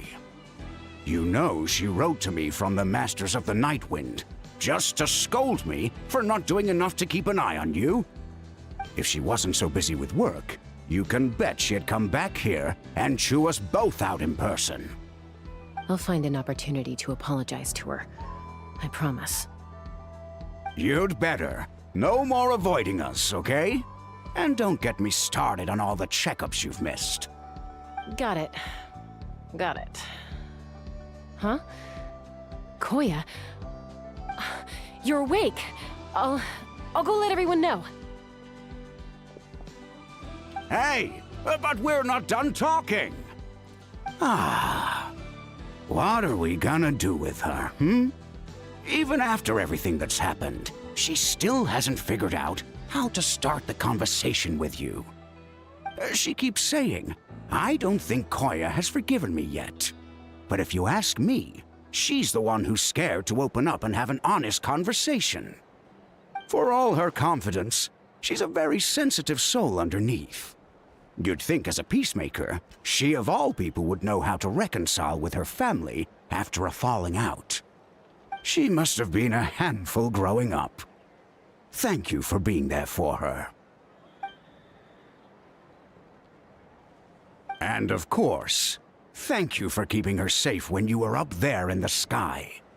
Koya, Uncle Cusco, we're here! Ha! I was just telling her that she's not to go chasing danger with Chaska ever again. Cusco, I understand how you must feel. But it's all thanks to Koya and Chaska's efforts that the airborne workshop didn't come crashing down on our heads. Oh, Paimon almost forgot to ask. They didn't hurt you while we were gone, did they? Thankfully, when her co-conspirators tried to arrest me, I was out coaching Koya and Junan. The two of them were a huge help. They took care of things while I went around rallying the resistance. So, in the end, Alpa's would-be revolt didn't really get off the ground. And as it turns out, Not all of the wingless want to see our dear Saurian friends replaced with phlogiston power gizmos. I'm so sorry you got mixed up in this, by the way. We should have caught on to Alpa's scheme sooner. We could have saved so many Kukasaurs from getting hurt. Most of the airborne workshop has now been dismantled. We've just left one small, harmless part intact, and repurposed it as a jail for Alpa and her cronies. Let's see how they like being locked up in a sky prison. So, it looks like there's just one less conflict left to resolve. Peacemaker, you're up. I said I had to wait until things had blown over, didn't I? And now they have. But I still have no idea what to say. Koya, I just want to say, I'm sorry for how things went down back then.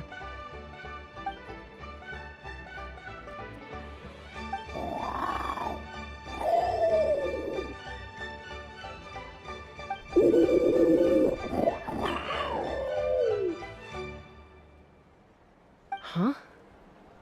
Does this mean you're not mad at me anymore? There's that family likeness coming through again. But that day, when we ran into each other...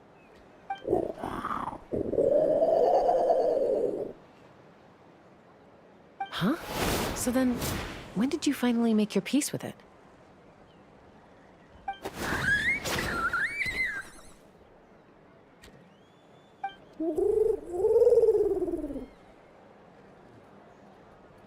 Oh, it's Chime and Chimpu. They're here too.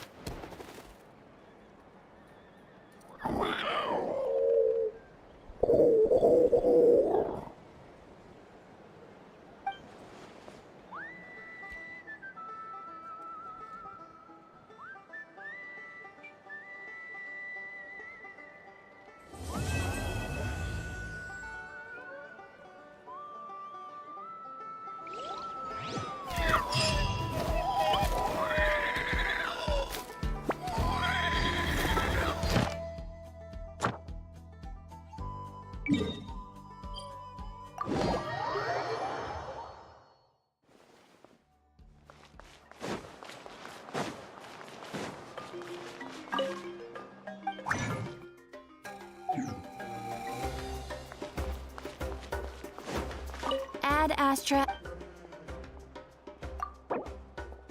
Thank you for completing today's commissions.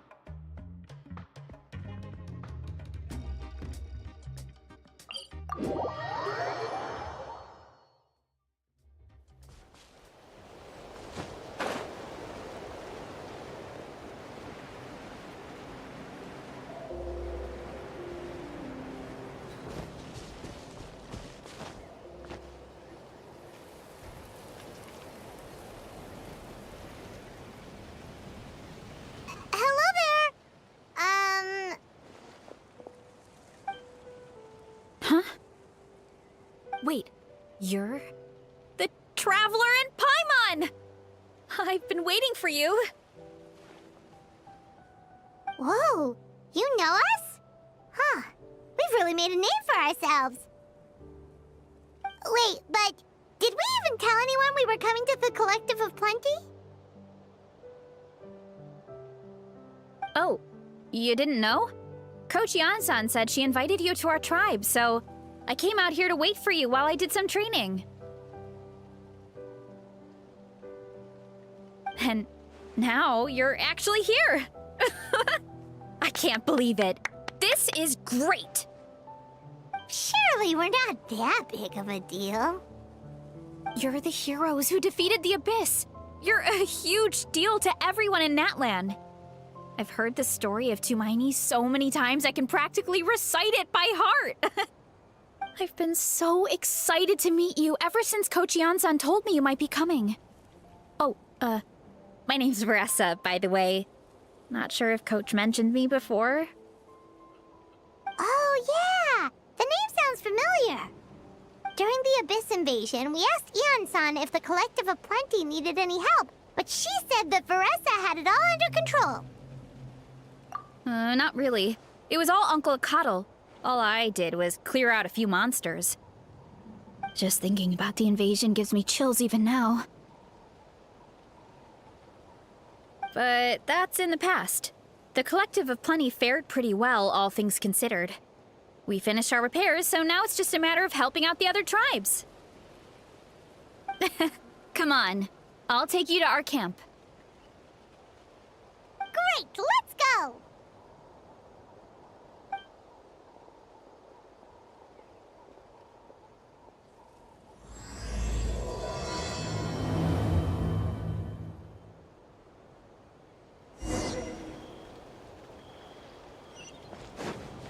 Oh, just a heads up.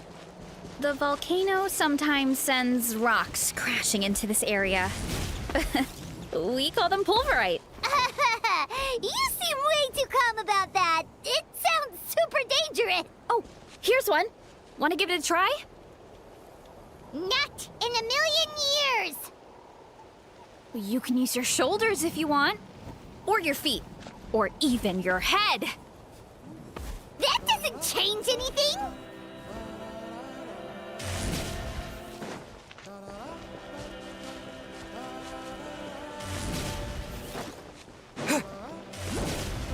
Hey, there's another one over there.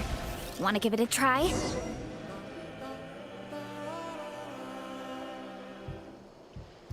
Huh? What's this wooden plank doing here? Oh, it's a piece of training equipment. I use it all the time. Training equipment? Yeah, it's kind of hard to explain. Let me show you instead. Here goes nothing.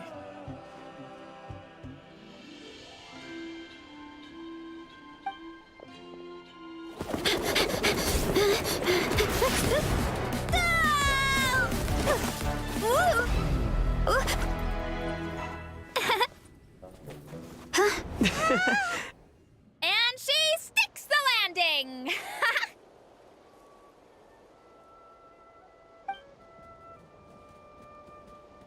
Whoa! You jumped over that huge gap just like that? Incredible! Oh, no. Anyone can do it with a bit of practice. You made it across without any training at all. That's a lot more incredible than anything I can do.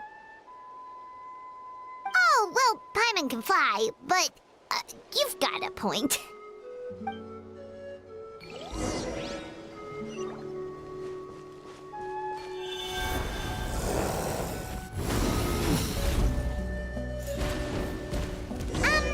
About what you told us earlier, you're saying a gigantic rock could crush us at any moment? Well, not at any moment. It's a pretty rare phenomenon. Many adventurers come here and never even get to see it, so I wouldn't worry too much. Yeah, okay. It's not like we're that unlucky. Oh, come on! Seriously? Don't be scared. Just charge straight at it. What? Thanks for that. Paimon can't... Really, Charles? It It's too much of a hassle to deal with them. Let's just ram straight through. I think we can call that a success. Wow! You gave them the same treatment as that giant rat!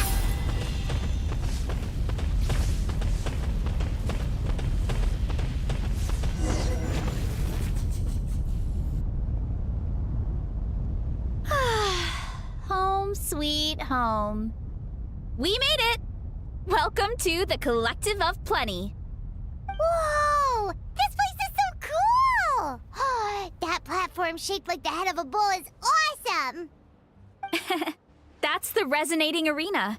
It's where we hold all our competitions. Don't mention it. It was no trouble at all. I wish I could show you around, but I need to get home.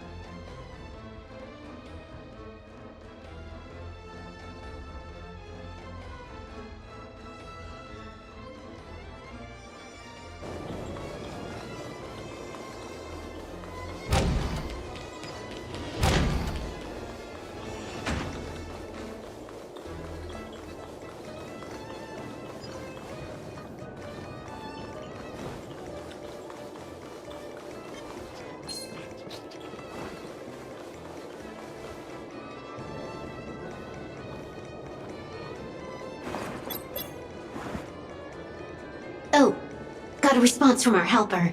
Head to the main lobby. She'll send someone to meet you. But watch your back. That one's a masked fool. Who knows what they might... Hello? The signal's gone. Here we go again. Huh? The mech won't start. Why? Huh? They didn't attack me. Are they running away?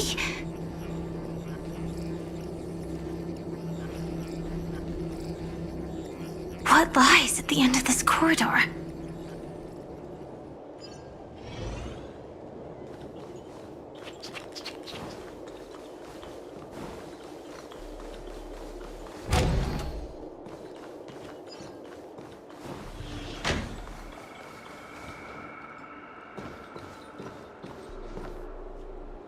Debris everywhere. But weren't they just illusions? Could it be that there's someone else here besides me? The true Sting died from a high heat reaction, and the scar. How can this be? I know it all too well.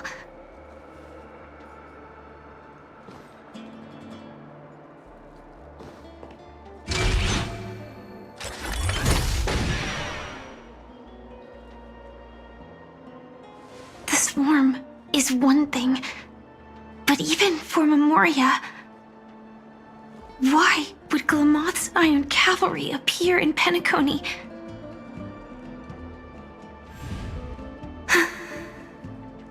I hope we can see the stars on the next battlefield. Will we see each other again? Then we should be able to find each other.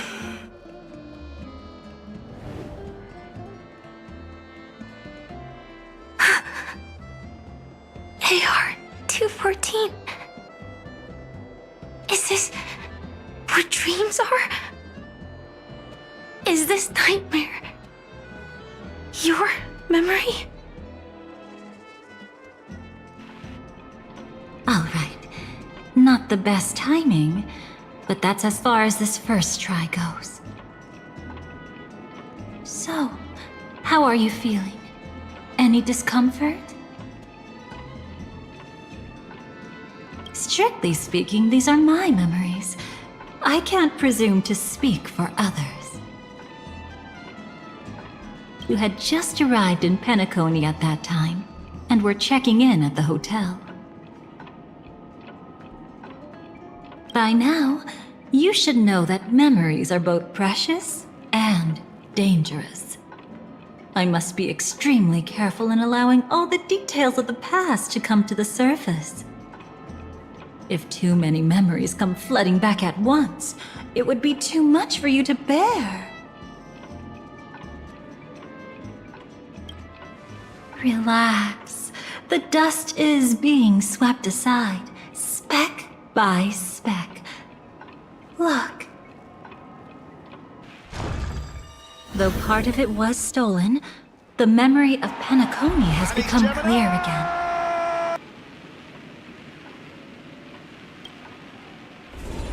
What you just witnessed was her beginning. This dream diverges into two parallel paths. Yours, named the Trailblaze, and hers, named the Finality. These two paths will eventually intersect. And to reach that moment, we must find more contradictions in the memories. You still remember her, don't you? Robin, known by all. You encountered her early on at the hotel in reality. After you entered the dream, she was using the Harmony's power to help you adjust to the sweet dream. Oh, it's just that. After your farewell, she had already become a victim of a sinister plot when you saw her again. What did she discover during that time that would make her suffer such a terrible fate? Be careful. This time, we're going to dig deeper into a past utterly at odds with the memories you hold.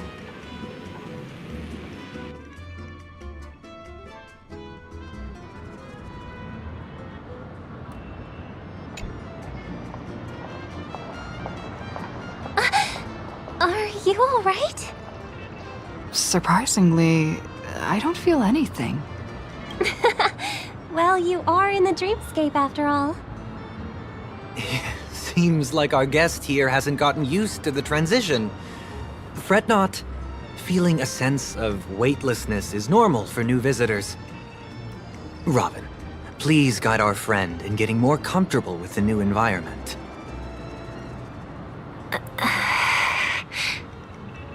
Robin?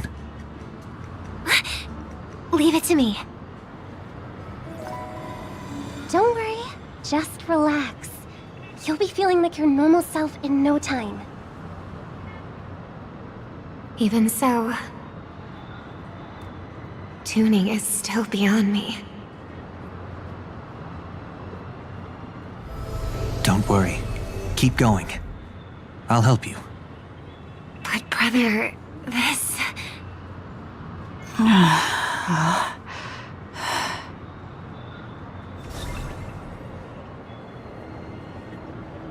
What did you do to me? Relax. Just did some tuning on you with the resonance of the harmony to allow you to control your limbs.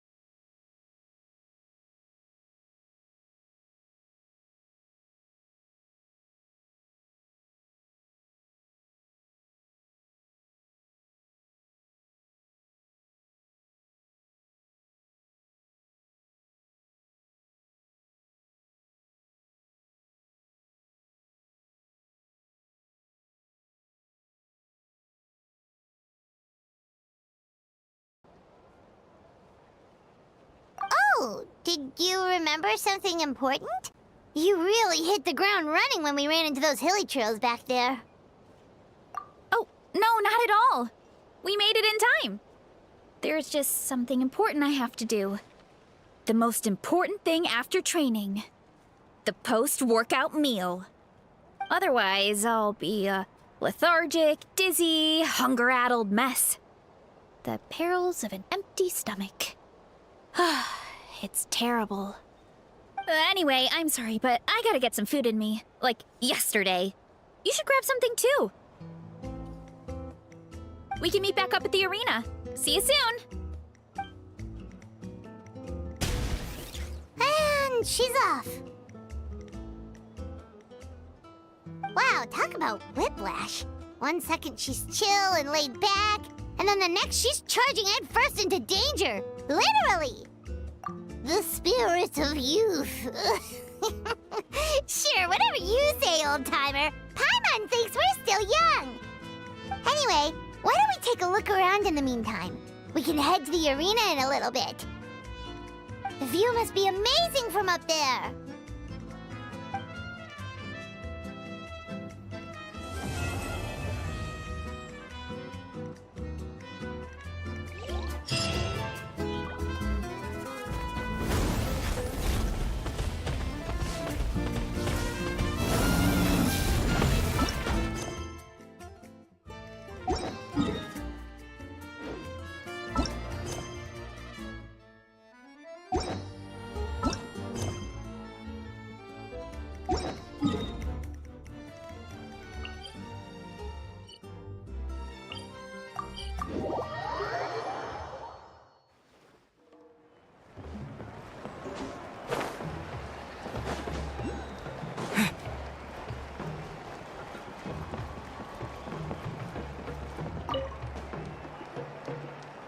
You're here already!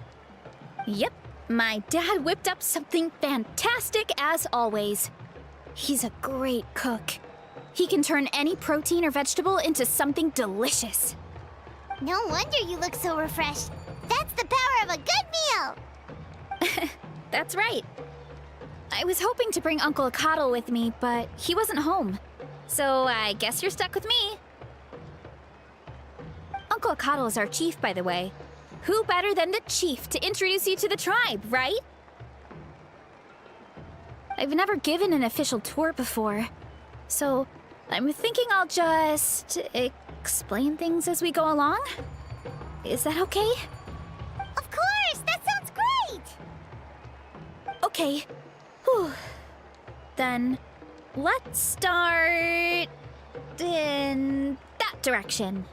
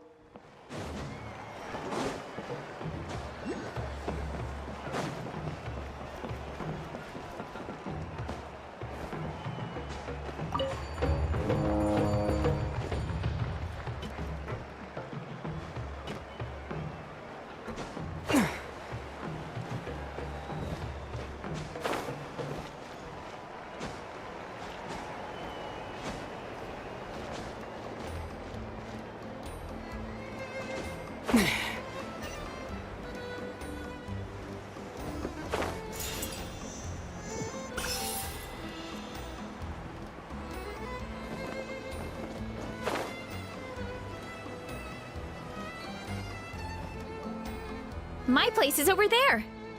See that fruit stand out front? My house is right behind it. You have a fruit stand in front of your house? Does that mean you grow the fruit yourselves? You guessed it. My family runs a huge orchard. We live really close to the main entrance of the tribe. So every morning, I wake up to the sound of all the people and carts on the road. That's also when my parents start work, so that's how I know it's time to get up. And then you all work in the orchard together. Well, knowing it's time to get up and actually doing it are two separate things. Most of the time, I end up curling under the covers and falling back asleep. Oh, Paimon gets you. Sleeping in is the best kind of sleep. Plus, when you have the Traveler to wake you up, it's no big deal. No, that was just a joke. Don't scare Paimon like that, Traveler. Well, maybe you can both sleep in sometime. Once I get up, I usually help my parents around the house, head out for training, then come home for lunch. After lunch is when my parents do their delivery runs. So then it's my turn to work in the orchard. Oh, Paimon would love to see the orchard. Can you show us? Sure thing! We'll go right after this. But first, come with me.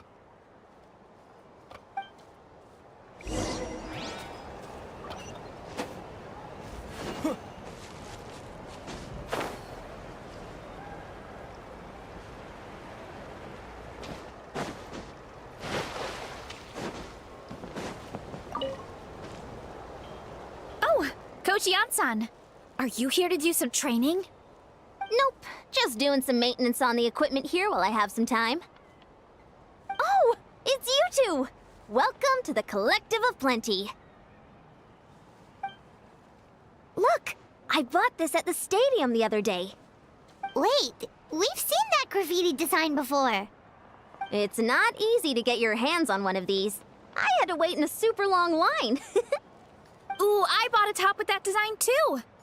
I hung it up right next to my bed. Don't be shy. After everything you did for Natlan, you deserve the recognition. Oh, I meant to ask, what brings you out here anyway? We're just doing some adventuring. We don't have any concrete plans. We ran into Veressa on the road, and she was nice enough to lead us the rest of the way. She's even giving us a tour. It's my pleasure. Still keeping up with your training, Veressa? No slacking, I hope. Yes, Coach! Did 3 full shuttle runs, just as you instructed, Coach. Good. Then we'll continue with the training plan. As for your diet, actually, no dieting for now. As you are. Feel free to use any of the equipment around here. But if you're planning to do strength training, make sure you have a spotter. Of course. Don't need to tell me twice, Coach. Wait, but isn't a special diet a huge part of bodybuilding? Veressa doesn't need one? Oh, it's kind of a long story. I suppose you could say Veressa is among the select few who have a natural gift. When she first started training with me, I started her on a standard training regimen and wrote out a simple recipe plan to give to her father. But it left me so hungry. I couldn't even muster up the energy to make it to class. Yeah, that was my fault. It was just your average nutrition plan, but Veressa's metabolism is something else. Once I studied her eating habits, I was able to tailor it to her needs. Yeah, Coach is really thoughtful that way. Now I feel like I'm making real progress. And the training and classes are a lot more fun. Veressa is currently my top student. She can lift even more than me. Wait, but you're the coach and the victor of the pilgrimage. Don't sound so surprised. This kind of thing is really common in the fitness world. Everyone starts from a different baseline. Wow, that's amazing! Paimon would have never guessed. I'm not exaggerating either. Veressa is extremely strong. All she needs is a bit more confidence. Oh, well, it's just because Coach is a great teacher. It didn't take much effort at all. Oh, believe me, I'm not. I mean, sure, I can face a few monsters and lift some heavy training equipment. But I'm useless when it comes to fighting other people. I'm scared I'll hurt someone. Oh, that makes sense. But what about the pilgrimage? I've never placed or even made it out of the team stage. I'm not good at fighting actual people. When it comes to power, it's all about control. Take these weights, for example. It takes strength to lift them, yes, but also to control the weight when you set them down. True mastery means control during both motions. I know that, and I can do it just fine during training. But whenever I have to face a real person, I start to doubt myself. Thanks. I appreciate the support. As long as I keep training, I'm sure I'll get it eventually. Well, we should get going, Coach. I told the Traveler and Paimon I would show them around the orchard. Sounds good. I hope you enjoy your time here.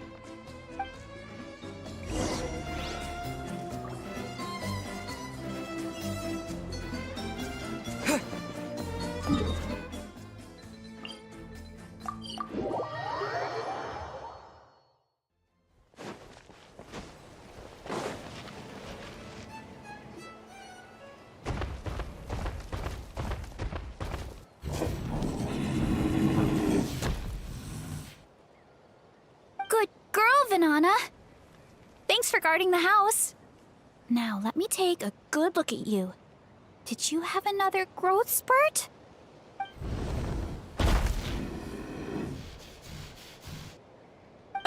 Hey, I was just taking a look, not inviting you to wrestle. Next time, okay? Oh, this is Vanana. She keeps watch over the orchard when no one's here.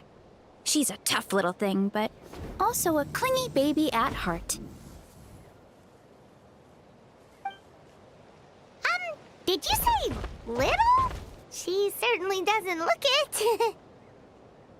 it. Anyway, this is my family's orchard. Come on, I'll show you around.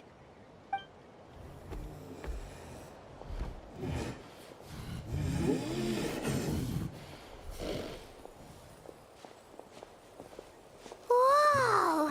It's even bigger than Paimon imagined! Oh, look at all the fruit! It looks delicious. This is the Collective of Plenty, after all. Being so close to the volcano makes the soil extra fertile. So everything that grows around here is amazing. Especially the fruit. We sell a lot to the other tribes, give some to family and friends, and keep the rest for ourselves. Well, if you have to live next to a volcano, at least you get something good out of it. That's right. But since we're here, why don't we pick some and have ourselves a little snack? Wait, but didn't you just eat? Yeah, but there's always room for dessert. Plus, we don't have to pick that many. A few dozen should do it.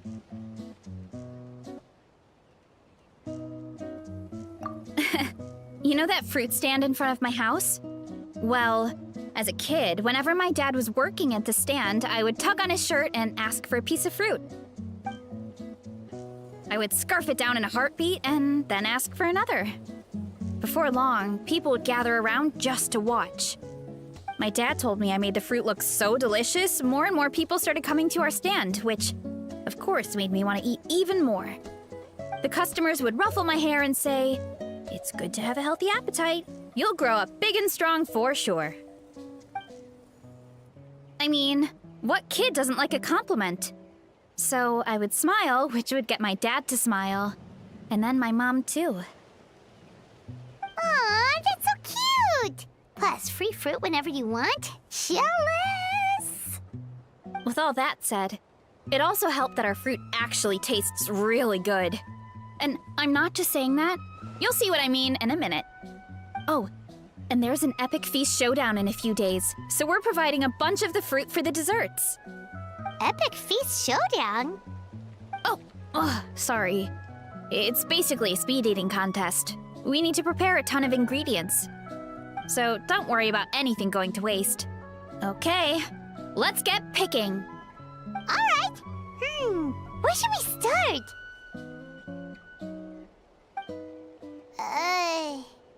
Why is there a mushroom over there? Oh, that kind of mushroom. They kind of appeared out of nowhere when we first planted the orchard. They grow really fast and don't require any water or fertilizer.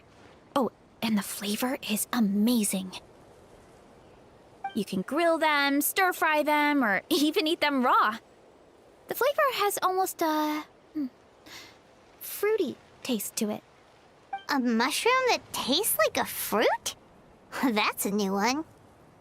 Yep, that could be. Anyway, as far as I'm concerned, if it tastes like a fruit, then it fits right in. Who cares where it came from? Go ahead, pick as much as you want. Might as well get some mushrooms too, and I'll whip up something to eat.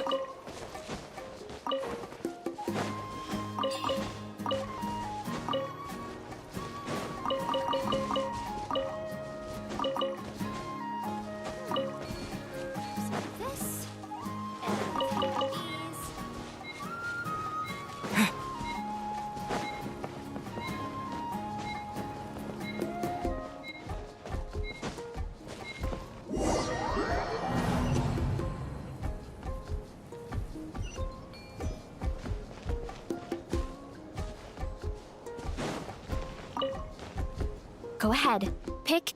I'll grab some of this, and a few of these.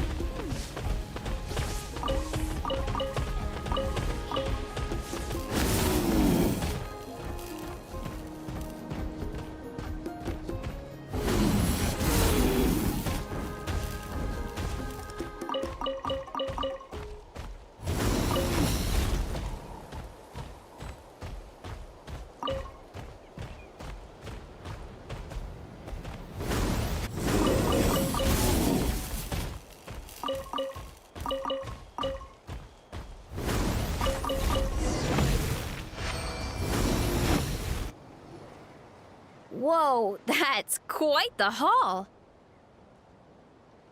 Well, you need a bunch of ingredients for the eating competition, right? Thought we'd give you some help. Oh, and you were right about the fruit. Paimon tried one, and it was one of the sweetest, juiciest pieces of fruit Paimon has ever had!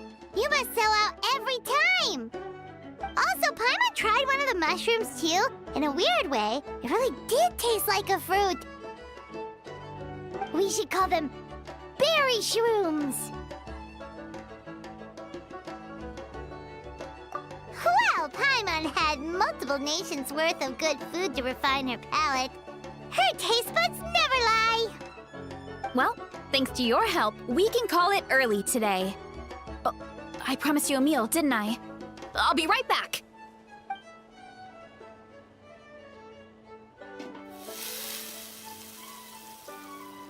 I'm not the greatest cook, so it's nothing special. Still, high-quality ingredients are hard to mess up. Don't sell yourself short. It looks great. Paimon can smell the umami from here. Whoa! This is completely different from the raw taste. I'm glad. This kind of mushroom is a favorite in the tribe, but it's not well known outside the Collective of Plenty. Actually, we're hoping to use the upcoming competition to introduce it to a wider audience. Uncle Atoli has been coming up with new recipes like there's no tomorrow. Hey, you two should sign up. Only if you want to, of course. Oh, you mean the Epic Feast Showdown? Yeah, Paimon would love to sign up. She might not do very well, though. Don't worry. You can tap out at any time. Nothing goes to waste. I'll take care of anything you can't finish. Oh, good. Wait, aren't you competing too? Oh, then Paimon doesn't stand a chance. You never know until you try. Oh, besides, from what I just saw, it looks like you can hold your own. Well, anyway, winning isn't the point. Just think of it as an opportunity to try our local delicacies. Oh, good point. Nice! Then let's sign up together! Time for Paimon to show these people what she's made of!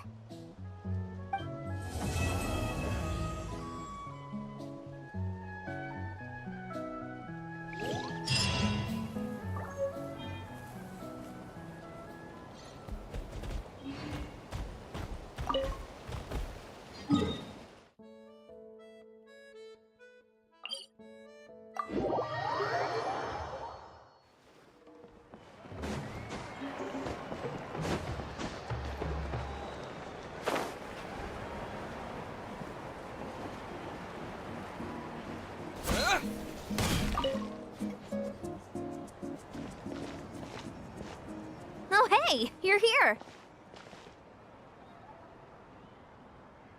It's been a while. When Varessa told me you signed up for the Epic Feast Showdown, I could barely believe it. Sounds like Varessa might finally be in for a challenge this year. Honestly, I'm not even that good. What's wrong? Sounds like you're still half asleep. Just, hungry. It's competition day, so gotta show up with an empty stomach. Not much longer, Varessa. Atoli's firing up the ovens as we speak. Got it. I can wait. About the competition. Usually you have to pay for the food if you don't finish. But when I heard you two were coming, I talked to Atoli and we agreed to waive your expenses. Really? So we get to eat for free? Awesome! Now we can just take it easy and box up whatever we don't finish! Please, it's our pleasure. You've done so much for Natlan. Just think of it as a small token of gratitude. When the Abyss invaded, we weren't hit with large waves of monsters, but the volcano became unusually active. As the Guardians of Tolan, we couldn't stand by and do nothing, so we immediately dispatched a team to the summit. Varessa was a key member of that team. Varessa? Huh? Oh, right. Yes, I was there. I brought so many Saurus crackers with me that day. Sorry, not the point. There were abyss tumors all around the summit, agitating the magma and spawning all kinds of monsters. But once the Pyro Archon did her thing, we were able to smash them to smithereens. Looking back on it, the goal was probably to hold us up so we couldn't send reinforcements to the areas around the stadium. Good point. Your tribe must be full of great warriors with all the training you do. The Abyss really is a cunning enemy. Oh, and you mentioned something about the Guardians of Tolan? What does that mean? That is a duty our people have held for generations. The volcano is very important to us. It brings disaster, but also opportunity. Our people rose to the challenge of living in this environment, and in return, we get fertile soil and a thriving ecosystem. That's right. The Natlanese are never ones to shy away from a challenge. Although, whenever we spot unusual volcanic activity, we always report it to the stadium. Oh, so there's a lot more to this place than good food, huh? Hold on. Where did Veressa go? Wasn't she just here? Oh, you know, I just saw her leave. I thought someone must have called for her. My guess is that she followed the scent of the food straight to the kitchen. Let's go check on her. Paimon understands the torture of an empty stomach better than anyone. I'll lead the way.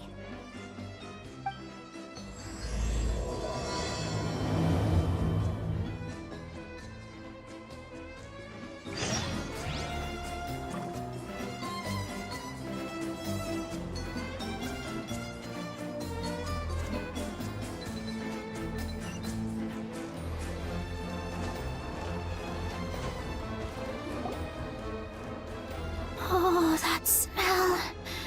So delicious. Juicy mushrooms, melted cheese, mouth-watering steak. Ah, look who it is. I thought I felt an intense energy around here. I know better than to get between you and your next meal. The food just needs a few more minutes. Here, this should tide you over in the meantime. Wait, is this priest meat stew? Thank you, Uncle Atoli!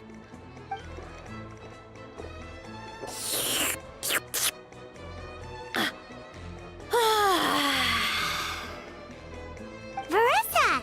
You really did head straight for the kitchen. What's up? You seemed lost in your own world just now. Oh, it's you! Sorry, I completely spaced out just now. The next thing I knew, I was all the way over here with a bowl of stew in my hands.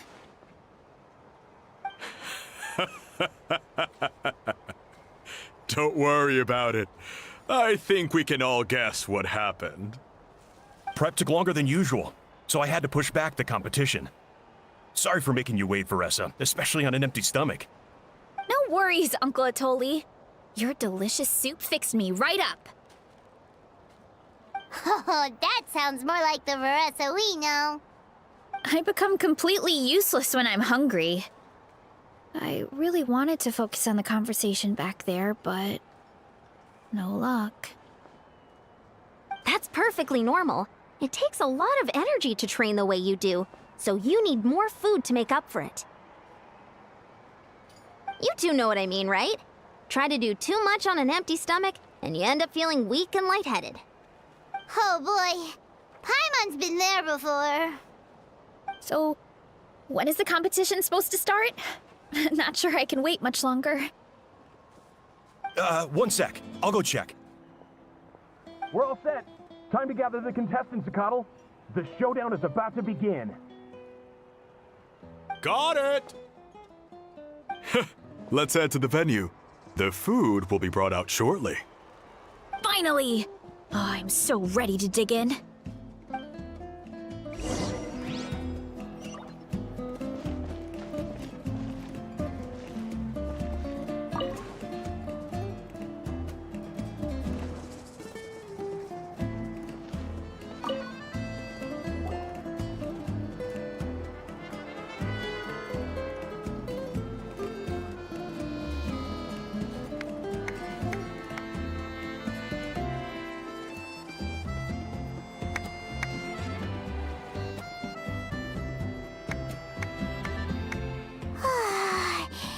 smells so good!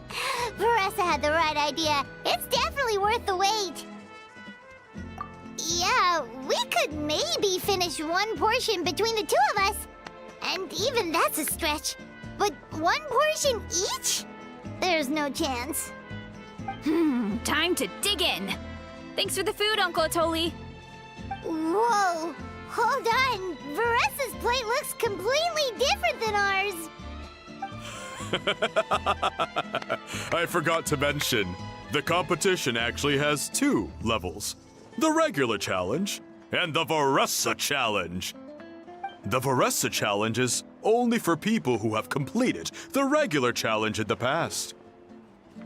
It's named after Veressa because, well, so far, she's the only one who's been able to finish it. You're kidding. You had to invent a whole new challenge just for her? Believe me, if Veressa competed in the same class as everyone else, the winner would be decided before the competition even started. What's the fun in that? Only one other person has come close to beating the Veressa challenge, and that would be the Pyro Archon herself. Of course, she breezed through the normal level, but the Veressa challenge was still too much, even for her. Back then, it was all part of an investigation. You see, the Pyro Archon covers all expenses at the Weary Inn the night before the pilgrimage. And each time, Veressa's tab would show several dozen people's worth of food for a single person. The speaker's chamber thought something had to be wrong. Maybe there was a mistake in the accounts, or someone was trying to defraud the Archon. But once the Archon finally saw Veressa's appetite in action, that was that. Whoa. Okay, so... You're saying Malika had these portions, and she just breezed through?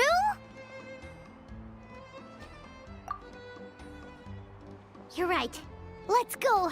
Paimon's gonna defend her honor with everything she's got! Whoa! Tender, juicy, grilled to perfection!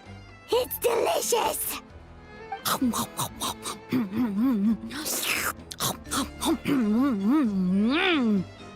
Oh, you gotta try this one too, Traveler! It's amazing! Oh, and this!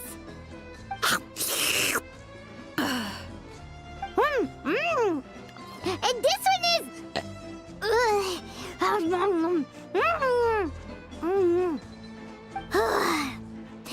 Alright, that's it. Paimon taps out. All this time, and it doesn't look like we've made any progress. Oh, Paimon's ready to throw in the towel. Okay, Paimon's tried as hard as she could, but this enemy is too strong. You know what? There really should be a Paimon challenge. Paimon's smaller than the rest of you. It's no fair for her portion to be the same.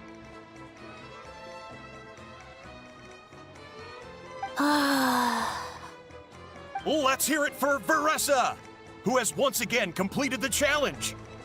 And with a 10% increase in portion size, it's a new personal best.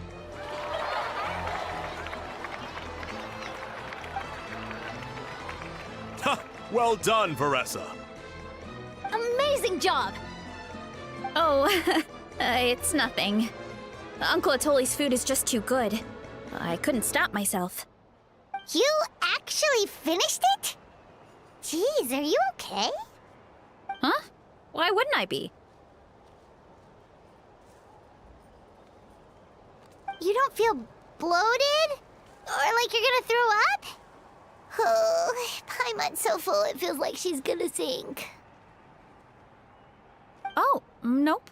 I feel good, actually. Satisfied, you know? Thanks. This is my specialty, after all. Not that it's good for anything outside these competitions.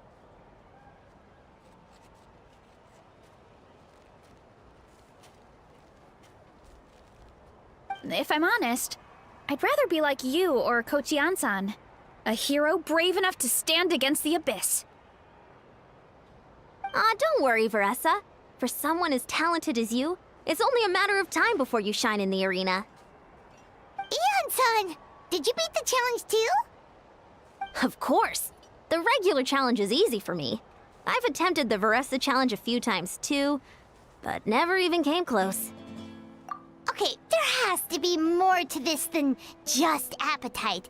Is there some kind of trick? By the end, it was like the meat turned into one big greasy blob, and it was so hard to keep going. Oh, that's when you balance it out with some mushrooms. The ones from my orchard. Well, that's what I did anyway. As soon as the food came out, I set a few mushrooms to the side so they wouldn't soak up too much oil. Or get too mushy. That way, you have something fresh and fruity to balance it out. Oh, so that's the secret! Use the mushrooms to cut through the heaviness! That's right. You tried them yourselves, remember? If it tastes like a fruit, might as well use it like one. I think more people from outside the tribe would beat the challenge if they knew about that mushroom.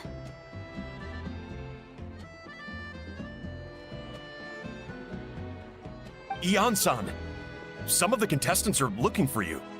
Something about being ready to train? They want to exercise. After all that food? Sorry, everyone. I should intervene. Yeah, go tell them to take it easy. Well, how did everyone do, Uncle Atoli? Almost half finished the regular challenge. I believe that's a record. Either the contestants are getting more experienced, or my cooking was extra good this time. Everything was delicious, especially when it first came out all hot and steaming. Thank you. When cooked at high heat, that mushroom has a special fragrance that really brings out the flavor of the other ingredients.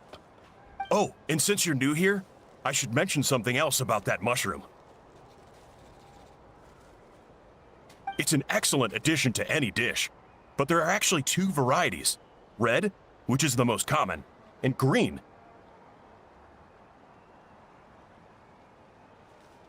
There's not much to note about the red ones. Sell them, eat them, do whatever you want. But if you see a green one, it must be picked and eaten right away. Huh? Why's that?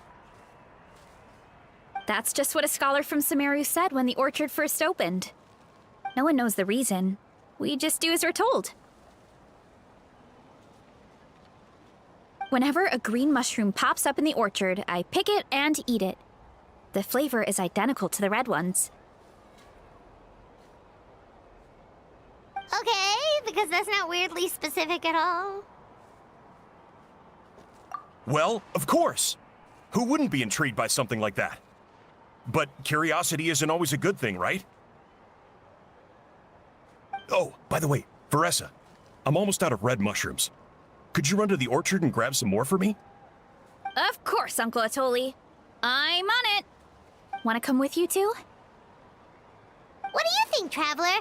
Paimon wouldn't mind working off some of that food. Paimon will take that as a yes. All right, let's go. Thanks for the food, Atoli. Haha, my pleasure. But try to finish it all next time.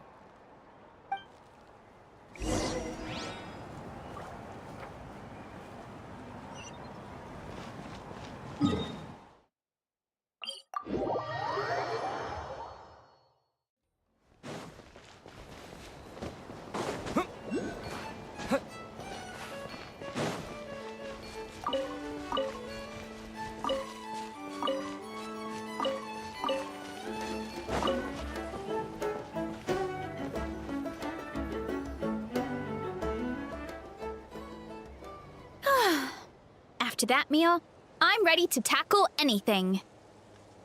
Oh, something on your mind? Is it what Uncle Atoli said about the green mushrooms? Don't worry. He can be a bit dramatic sometimes. The green mushrooms don't appear that often. Besides, I check the orchard every day, and if I see one, I eat it. If anything, I wish there were more around here. means more free mushrooms for me. Wait, is that one right there? Huh. Talk about a coincidence. See? There's nothing special about it except the color. Give me 1 sec. I'll start a fire and grill it right up.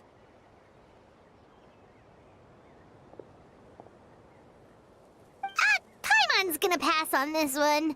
She's way too stuffed from earlier. You mean why we have to pick and eat the green mushrooms right away? To be honest, I'm curious too. The scholar looked really serious when he said it, but he never explained the reason behind it. Uncle Atoli has a point, though. Curiosity can be a bad thing. If we stop doing what the scholar said, something terrible could happen. You could look into it at least. That's what an adventurer would do. Yeah, but my tribe is more important. I love everything about this place. Maintaining the status quo is good enough for me. I know the truth is important too, but I don't have the right to make a decision that could put the people around me in danger. In other words, deep down, I guess I'm just scared. Scared that change could mean losing control. Command the truth? Yeah, we don't have to stop following the scholar's orders. We can start by gathering information. You have a point. You know, you remind me of another hero from our tribe. Her name was Fiatena. Just like you, she was full of courage and never stopped challenging and exploring the unknown. She's my idol. Actually, could you give me a moment? All I need is 3 seconds. Lady Fiatena, lend me your courage. 3, 2, 1.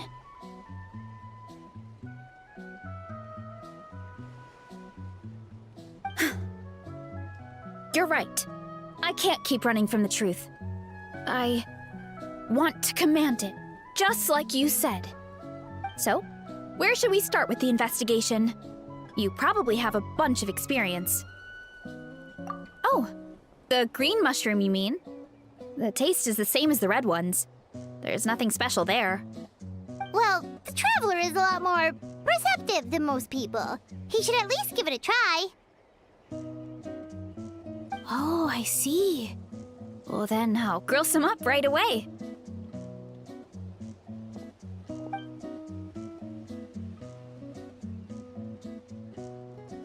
So, notice anything, Traveler?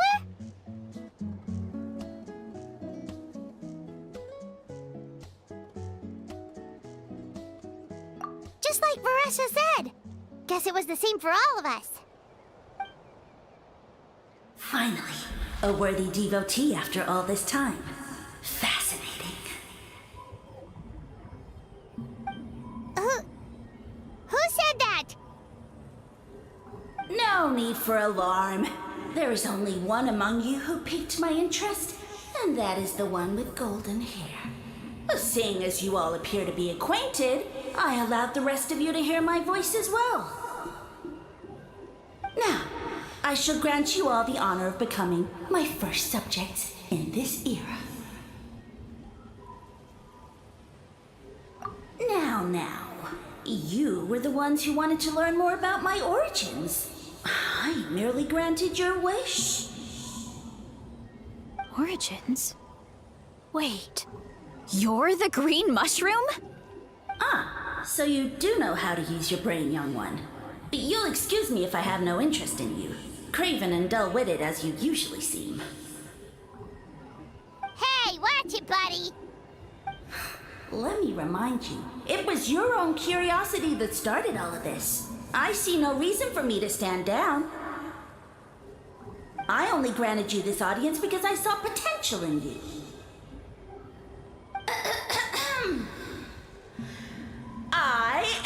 Sage Lord of Fungi. Serving me is a great honor, as well as a once-in-a-lifetime opportunity. Sage Lord? Good one. Did you come up with that yourself? You mock my name? All you do is make a mockery of your own taste. Of course, the Sage Lord of Fungi is too dignified for petty arguments with lesser organisms. Sure doesn't sound like it. That's enough out of you. What's wrong with you humans? You should be full of reverence at this point. In that case, I don't know what went wrong, but you lack the trust and worship to be my subjects, so we shall have to table that for the time being. However, I am willing to share my sagely knowledge with you. I have all the answers you seek. As with all seekers of said knowledge, all you have to do is prove your sincerity, and we shall see if you're worthy. Look! More green mushrooms right in front of us! These clones are my most loyal subjects, as well as the keepers of my secrets. If you want answers, then gather your wits and search for clues. I shall await your summons. It might be advisable to brush up on your devotion in the meantime.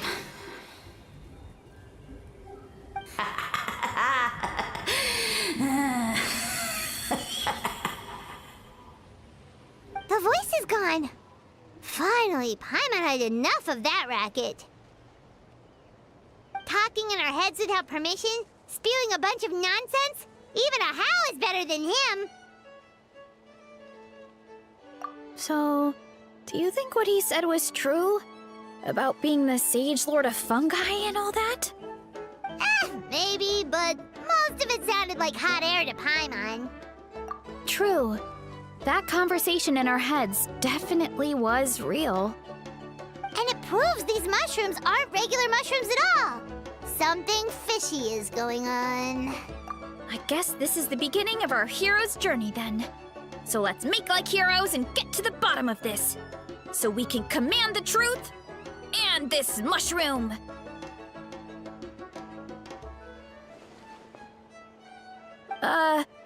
Okay.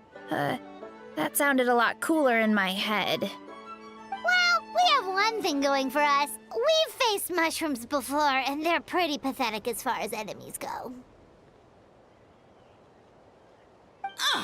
Such insolence! Did you hear that? Sounds like someone's mad. You're spying on us? No response. Guess he's not gonna admit it. Well, he said his subjects hold the clues to his secrets. Who knows if he was telling the truth? But we can't just ignore the green mushrooms, so let's start investigating.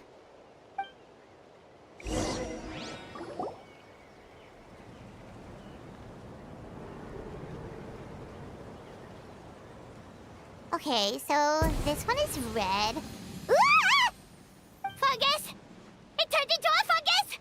In Natlan of all places! So this is one of his subjects? Well, it's kind of cute. Bull warrior compliment! Much appreciate! No! Bull warrior natural enemy! Eat! Must resist! Careful, Veressa! This is a kind of monster from Sumeru. Even though it looks cute, it can still attack you! A monster? Aw, that's too bad. I was hoping we could be friends.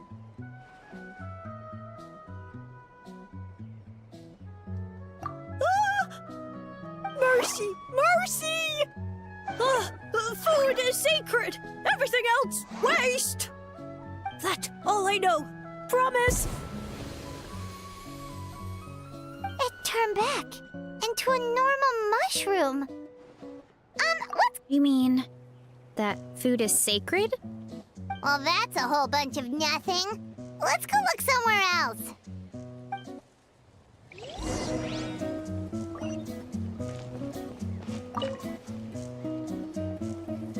Oh, a green mushroom! And it turned into a fungus! Nice try, but you're not scaring Paimon with that one twice. Okay, let's go on the initiative. Hey, you! What's the whole food is sacred thing about? As our Sage Lord stated, you must demonstrate your wits to receive the answers you seek. That means I should be the one asking the questions, not you. Okay, so it turns out this one can talk. Fine. What do we have to do? Solve a riddle or something? Riddle? Oh, I'm not good at that. Could you, give us an easy one? That sounds like a problem for your friends. Besides, did I say this was up for negotiation? Enough chatter. Time for my question. Why are all the mushrooms in this orchard willing to become the subjects of the Sage Lord? Man, how are we supposed to know? Because you're his clones, right? I remember him saying something like that. Alas, no wits in sight. The answer could never be that simple.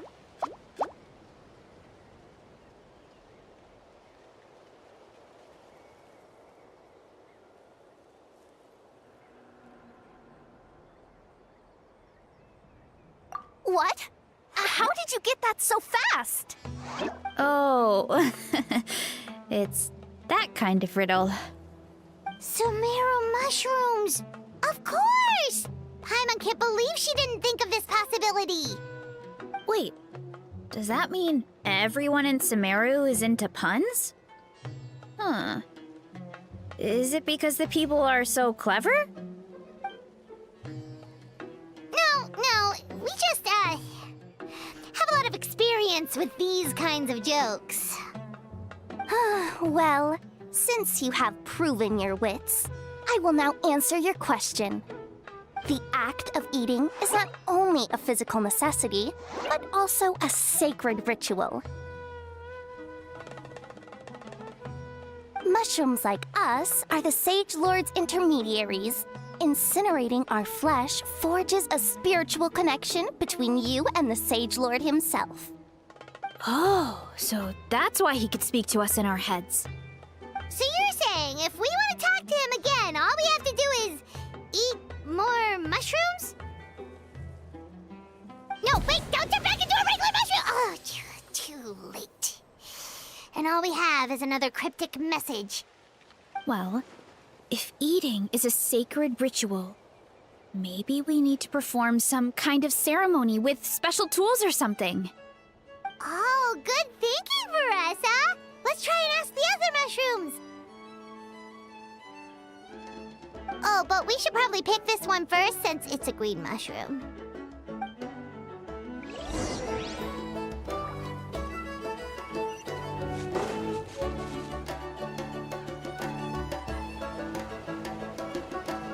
Hey, there are two fungi over there!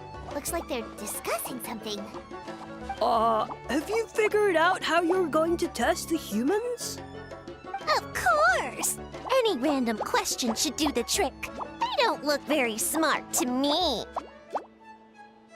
Wow, cool! You greencaps are so wise. Just like our Sage Lord. Huh, I'm so jealous. It's all progressing as expected. I know exactly what they're going to ask. Oh, please, please tell us how to conduct the ceremony. And I shall respond. Nothing in life comes for free. You have two choices. Answer a question about the stars and moon above, or the dark abyss below. Ew! And they'll say, no, I'm stumped. I can't think anymore, or my cap will explode into spores. They're humans, idiot. They don't have caps or spores. All right. Duh. And then I'll say, you can't even answer the most basic of basic questions? Come back after you've studied for a few more decades. Ha! Yeah! A few more decades. Huh. Of course, they're so dense, it might actually take them that long to realize that. If eating is a ritual, then obviously the ceremony is the cooking. I mean, obviously it's the cooking! Did they just give us the answer? Who goes there? And do you think we're the dense ones? Look in the mirror, buddy. A floating pale organism out of nowhere! My cap almost burst into spores! No, wait, don't disappear! At least explain yourselves first! So, we passed the test? Where's the sense of accomplishment? So much for gathering our wits. We didn't have to use our brains at all. Oh well. The important thing is the Sage Lord of Fungi wants us to use cooking to establish a stronger mental connection with him. That sounds right.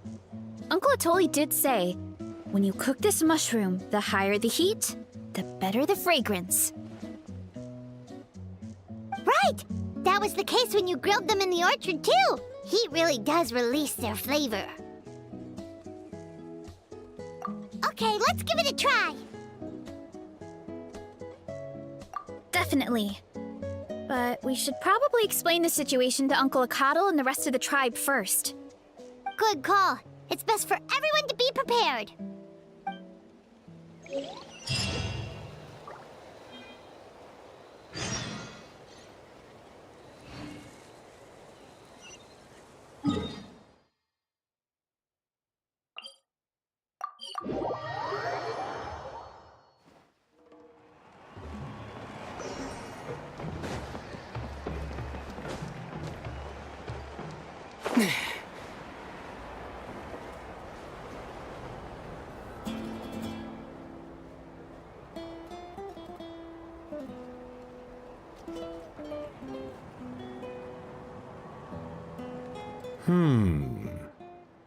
Huh.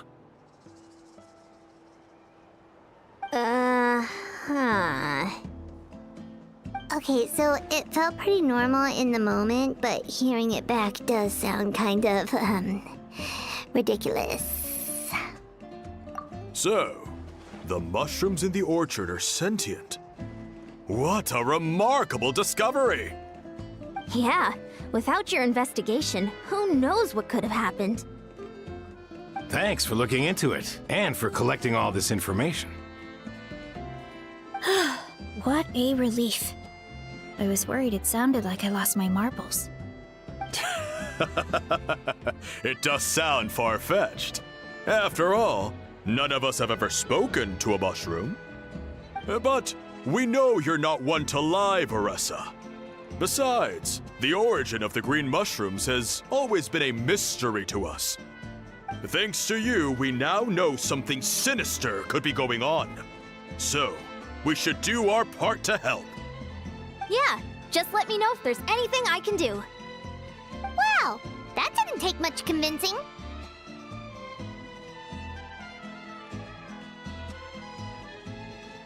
Oh, wait!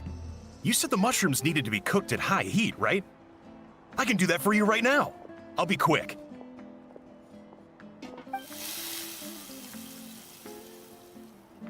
All right, I'm back. I used cast iron, so it should be hot enough. Whoa, it smells delicious! Suddenly Paimon's hungry again. Well, here goes nothing.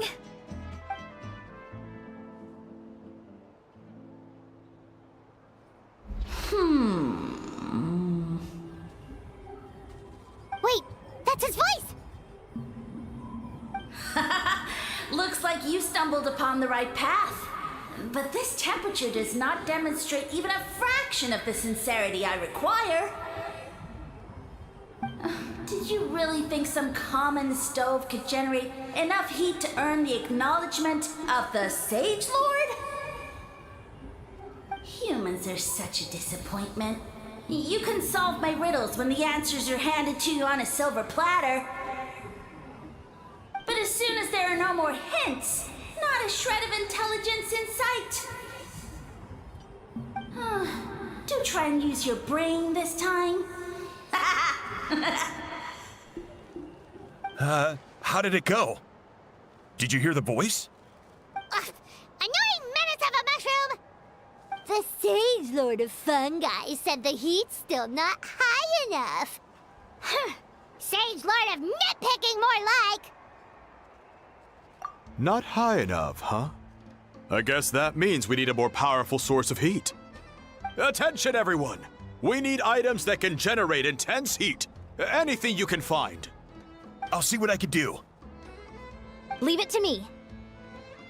We should take a look too. Definitely. We're not super familiar with this area, though. Do you have any ideas? Nothing concrete, but we could check around the volcano. It spews out all kinds of stuff. Maybe there's something we can use. Awesome! Let's go! Paimon's gonna find something scorching hot and then throw it in that stupid mushroom's face!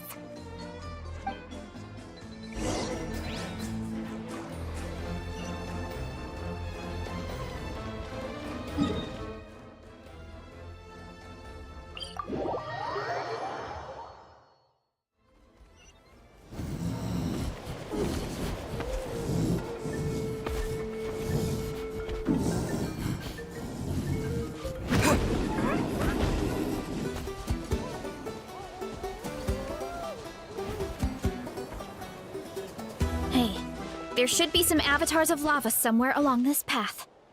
Their cores are really hot. It might be just what we need. You know, when you think about how everyone jumped to help us like that, it seems like your tribe has been suspicious of the green mushrooms for a while. Yeah, but without you, we would have never gotten this far. I mean, tons of people have tried that mushroom without a weird voice talking in their head. Right. So, even if you wanted to investigate, you had nowhere to start! Yeah, this opportunity was a long time coming. Plus, the Sage Lord's arrogant attitude definitely triggered my tribe's competitive spirit. Verissa doesn't seem competitive most of the time, though. Outside of training and fighting monsters, at least. Yeah, well, I don't really like fighting or competing, to be honest. Simple day-to-day happiness is what matters to me. Still, I've learned a lot from Kojian-san. She taught me that strength is a means rather than an end. We get stronger so we can use our strength when it counts. Like during the Abyss invasion. Having the training to master my vision meant that I could do something to stop it. So, no matter how scared I feel, I know I have to be brave. Because people are counting on me.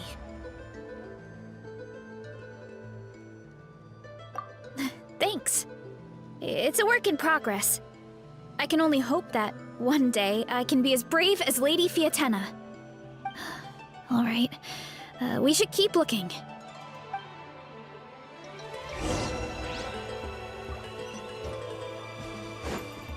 Oh, looks like we can make this jump. Uh-oh! A falling rock! That avatar of lava pushed it down. Come on, let's charge! Charge?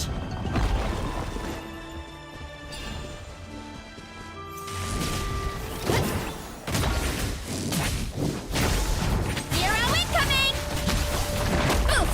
Hut!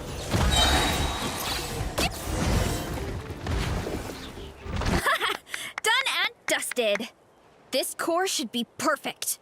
Look, the phlogiston inside it is still active.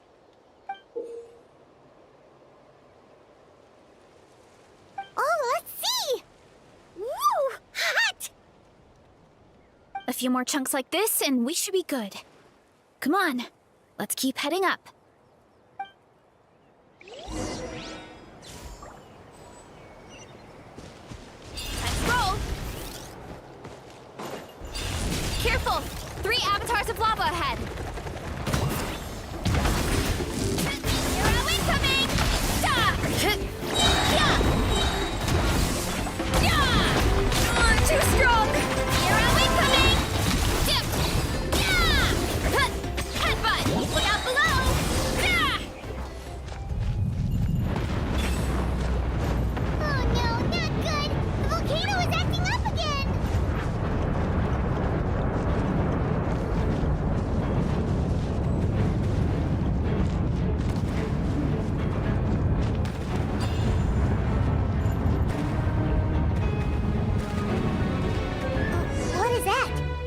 looks like a giant weasel thief.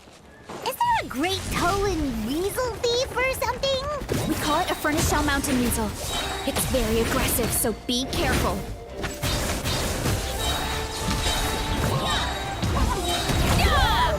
It's justice o'clock! That was a cheap shot!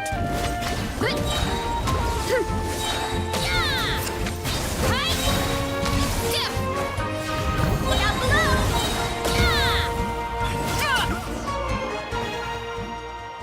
What a great haul! A bunch of seeing eyes, and this thing the weasel used to spew out fire! I think that's its back armor. It shoots out phlogiston, so it can pretty much attack from all directions. My dad told me about them once. Creatures that live in the volcano. I can't believe we actually ran into one! This piece of armor might produce even higher temperatures than the seeing eyes. We'll get those mushrooms super hot this time. Oh, well, even though I don't like fighting, sometimes you don't have a choice. So, I've tried to figure out a bunch of different ways to get myself in the zone. For example, I've read a lot of stories about heroes, and my favorite hero has always been Fiatenna, the one I mentioned before. Fiatenna's most iconic feature was her mask. So I decided to make one just like hers. So now, whenever I wear the mask, it's like there's a little piece of her with me. If I want to honor her legacy, I have no choice but to be brave. At the same time, though, I guess it's kind of like a crutch. Kind of like I'm hiding behind her strength. Oh, you really think so? Really? It's just... I feel like I need to take it off one day and face things alone. But the longer I put off taking that step, the more impossible it feels. I don't know if I have... Yeah! You had the courage to make that decision. And that's what adventuring is all about! Fighting is just a small part of it. Oh. Besides, Paimon thinks you're doing a great job. Just take your time. It's not a race. Thanks for believing in me, you two. I've learned so much. And I won't give up. Not until I can face things on my own. After that pep talk, I feel like my appetite is back in full force. You're hungry already? Paimon hasn't even finished digesting her last meal. Come on, let's head back to the tribe. We'll earn that mushroom's recognition this time for sure.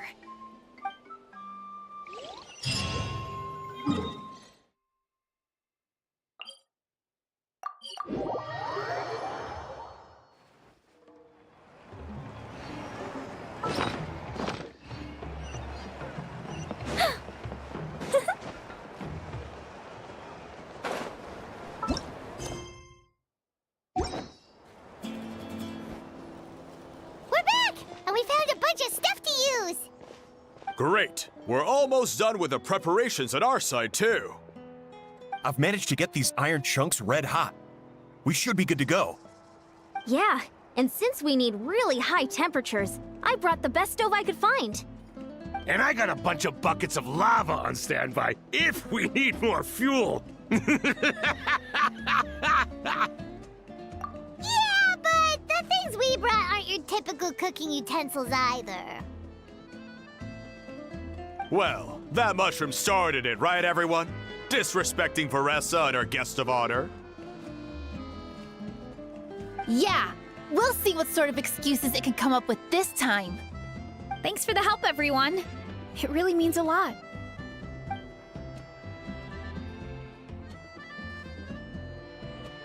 All right, let's see what we have here. Huh? The armor of a furnace shell mountain weasel? Don't tell me you went into the volcano. No, it erupted out of nowhere, and then the weasel appeared, and then, well, anyway, we got this in the end.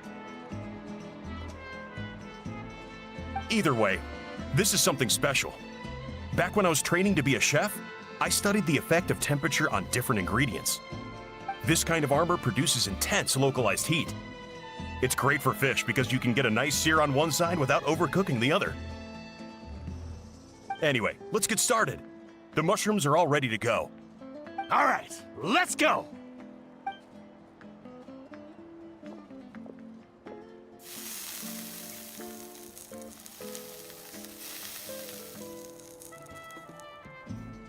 Whoa! The fragrance is so much more intense! And what's with this weird mist?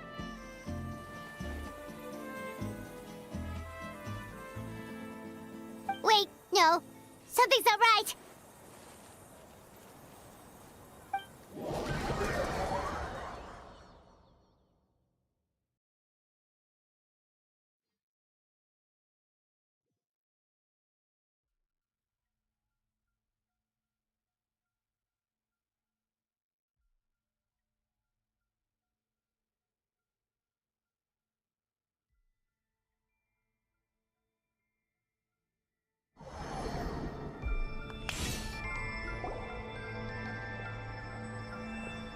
Where are we? Where did everyone go? I have no idea. We just showed up here. I can't see the others anymore. Huh? Is something wrong? That's a cuddle! Chief! We don't know where we are! What? I know it's hard to see through this mist, but aren't you here at the tribe with the rest of us? No. What are you feeling?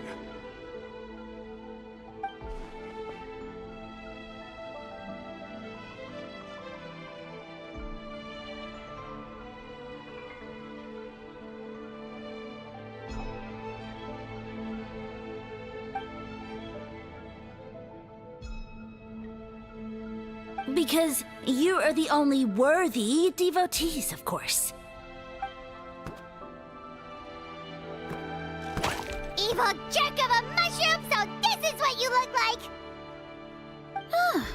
He does look a bit more evil than the other mushrooms we met. I am no longer concerned with your insolence. On the contrary, I am satisfied with your performance. So, as promised, you shall have the answers you seek. Of course, I have a goal of my own. Let me reiterate once more. The great sage lord of fungi, that would be me, is extending you the honor of becoming my subjects. Ha! The only way anyone's serving you is on a platter! Now, don't be hasty. It's inadvisable to speak in absolutes. You refuse only because you have yet to witness my miracles. Cherish this opportunity. It may not come again. As you know, Tivat is not a peaceful place. The gods wage war against one another. Monsters roam the land. Humans live in squalor. But then, humanity discovered me and learned that I could grant them unlimited power to fell even the most fearsome of enemies. If we want to become strong, we just have to eat this! Woohoo!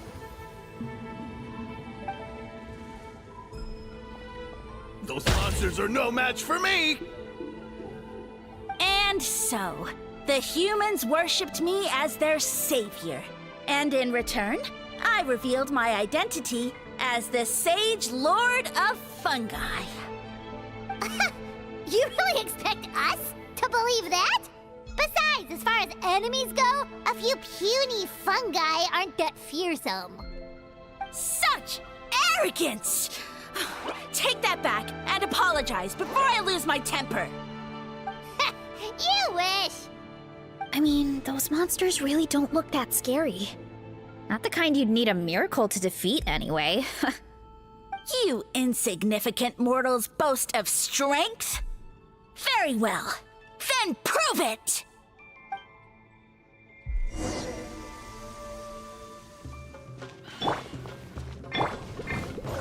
Headbutt! Ah! It's justice o'clock! Time to roll!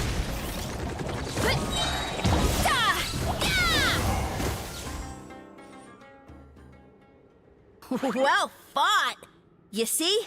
You ate a fair amount of my clones, and now look what you can do. Huh. My eye for subjects is as discerning as ever. Huh. Weren't we insignificant mortals just a second ago? Weird. I'll admit, you're not entirely useless, but my miracles are even greater than you can imagine. No, don't just... another cryptic one-liner and another disappearing act? It's gotta be a mushroom thing at this point. Well, what should we do? Follow him? Yeah, let's go. I think he's trying to tell us a story, although I'm not sure if I like the plot.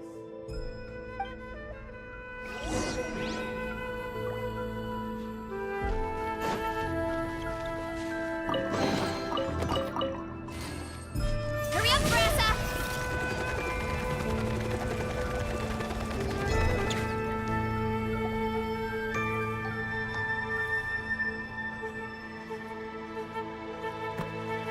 I soon became humanity's faith, and, with my power, created countless clones, with which I could bestow upon them an endless source of sustenance. Food is a scarce resource. A faith that provides for the needs of the flesh is the most practical and noble of all.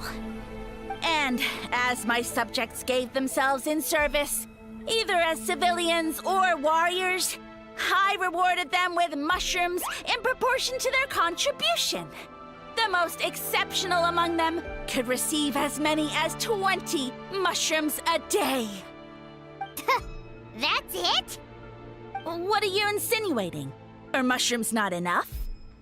Well, it's possible people couldn't afford to be picky back then. Yeah, but now even Saurians have more options than that. Sustenance and strength. Such are the pillars of faith. So what do you think? A pretty enticing offer, wouldn't you agree? Once you become my subjects, all you have to do is build a civilization dedicated to the mushrooms. And then... What do you mean, what happened next? Right. If the humans dedicated themselves in service to you, then shouldn't you have your own tribe at this point? Or even your own nation? But I've read a lot of woven scrolls about the heroes of Natlan, and I've never come across anything about some kind of mushroom savior. Of course not. I was in a different nation at the time. I don't suppose you know their history, too. Yeah, and we didn't hear anything about a mushroom civilization. I never said it was Sumeru. I have no idea where that assumption is coming from. A trivial detail. You know what? You don't deserve to know what happened next. Yeah, if you want us to respect you, stop being so secretive. True. If we don't know how the story ends, it doesn't hold much weight now, does it? All right, fine. Same rules as before. If you want the truth, you'll have to use your wits to earn it. If you fail to prove your worth, good luck getting another detail out of me. He ran off. Come on, after him. Oh. Uh-huh. Right.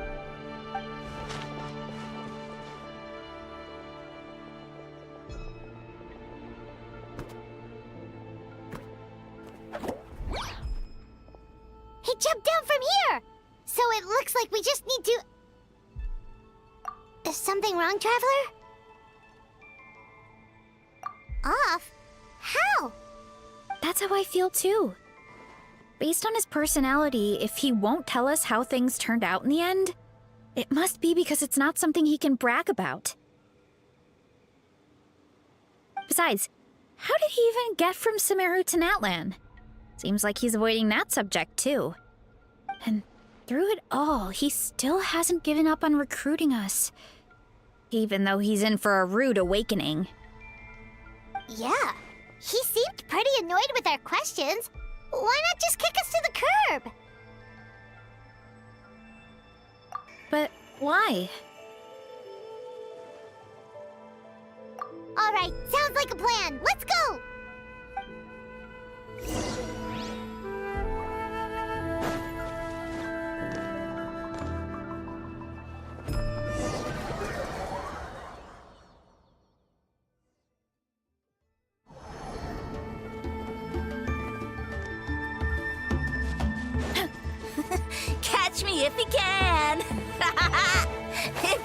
figure out which way to go, of course. Oof, absolutely insufferable. Come on, let's find him.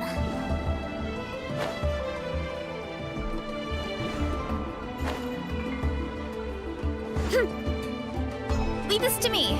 I'll clear a path for you. Get back on track. I think we can get these mushrooms to form a path. We just need to wait for the right timing. Get a load of this. Watch out, Carissa! Don't worry about me. I've got this.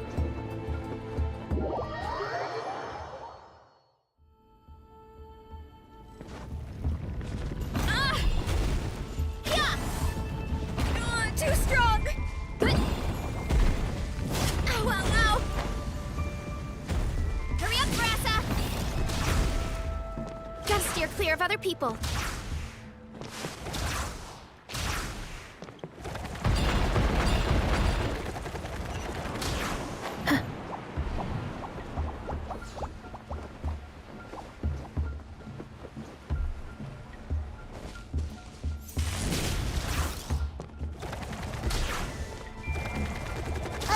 A dead end? Jump up. Let it give us a ride.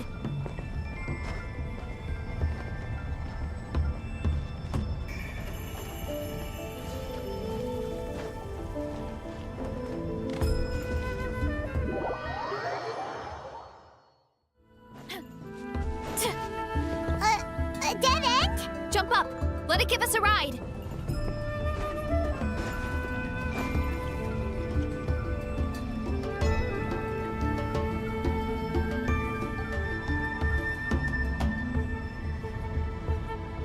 All right, this should be good. Get ready and jump!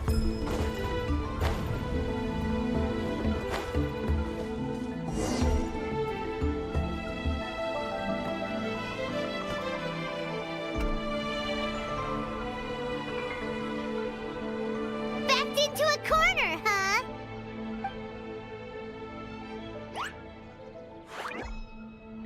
We've got you this time! Ow! Well, that hurt, you know. You humans have such violent tendencies. How did we lose him? Not again. Although, I think I pulled something off of him.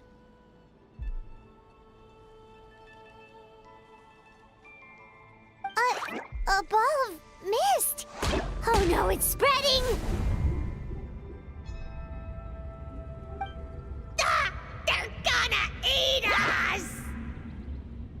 Gonna eat us. Eat us.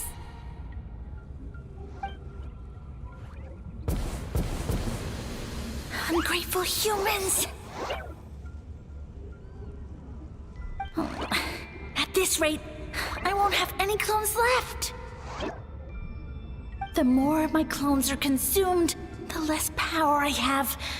Oh, the situation grows dire. Why must the humans eat so much?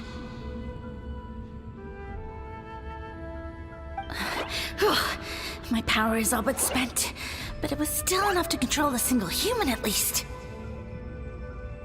Now all of Sumero knows how scrumptious my mushrooms are, so if I want to grow, I must relocate. And if I want it to happen fast, I need suitable environmental conditions. You! Take me somewhere hot. The hotter the better. Yes, my lord. Is this the place, human? Yes. This is a volcano in a land far to the west. The temperatures here get very high. It should be a most suitable location for your lordship to regain his strength. I shall now find a good place to plant you, my lord, so that your mycelial majesty may take root in this fertile land. Yes, proceed. Huh? An earthquake? No! option!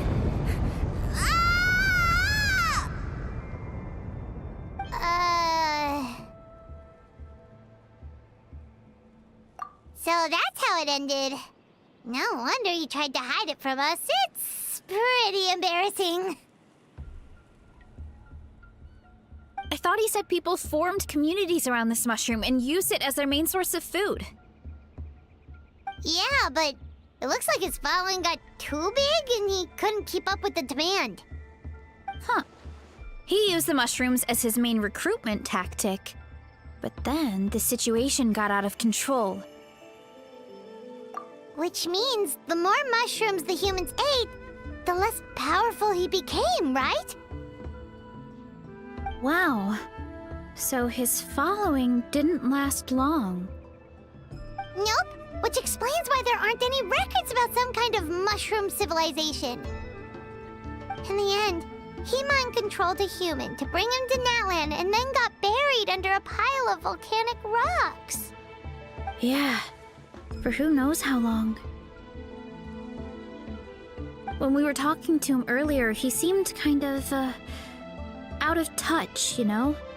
Well, he has been living under a rock, so that checks out.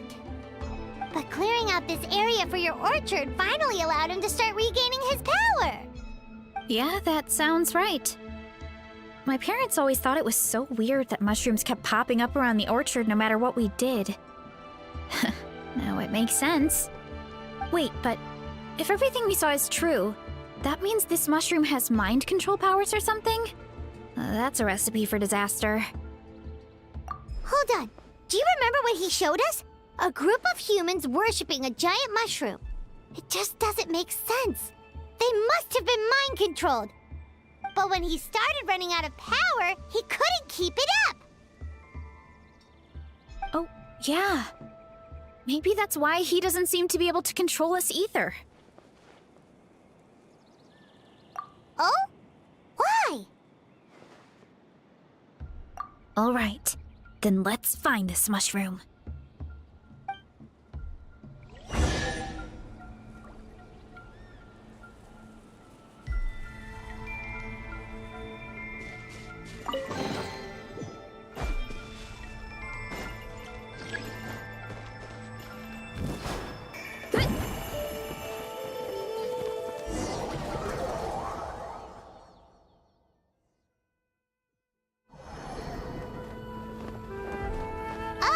The environment changed again. Nothing to phase Paimon at this point. Let's keep looking. He can't hide forever.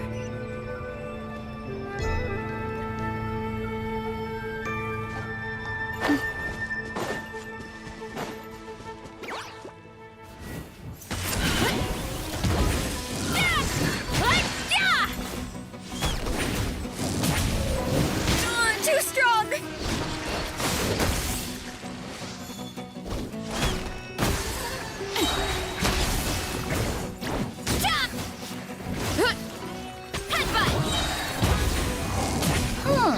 So you made it this far.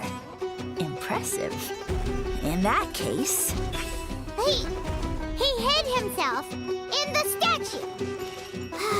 What should we do? Actually, that checks out. We're just gonna smash it, right? Cool.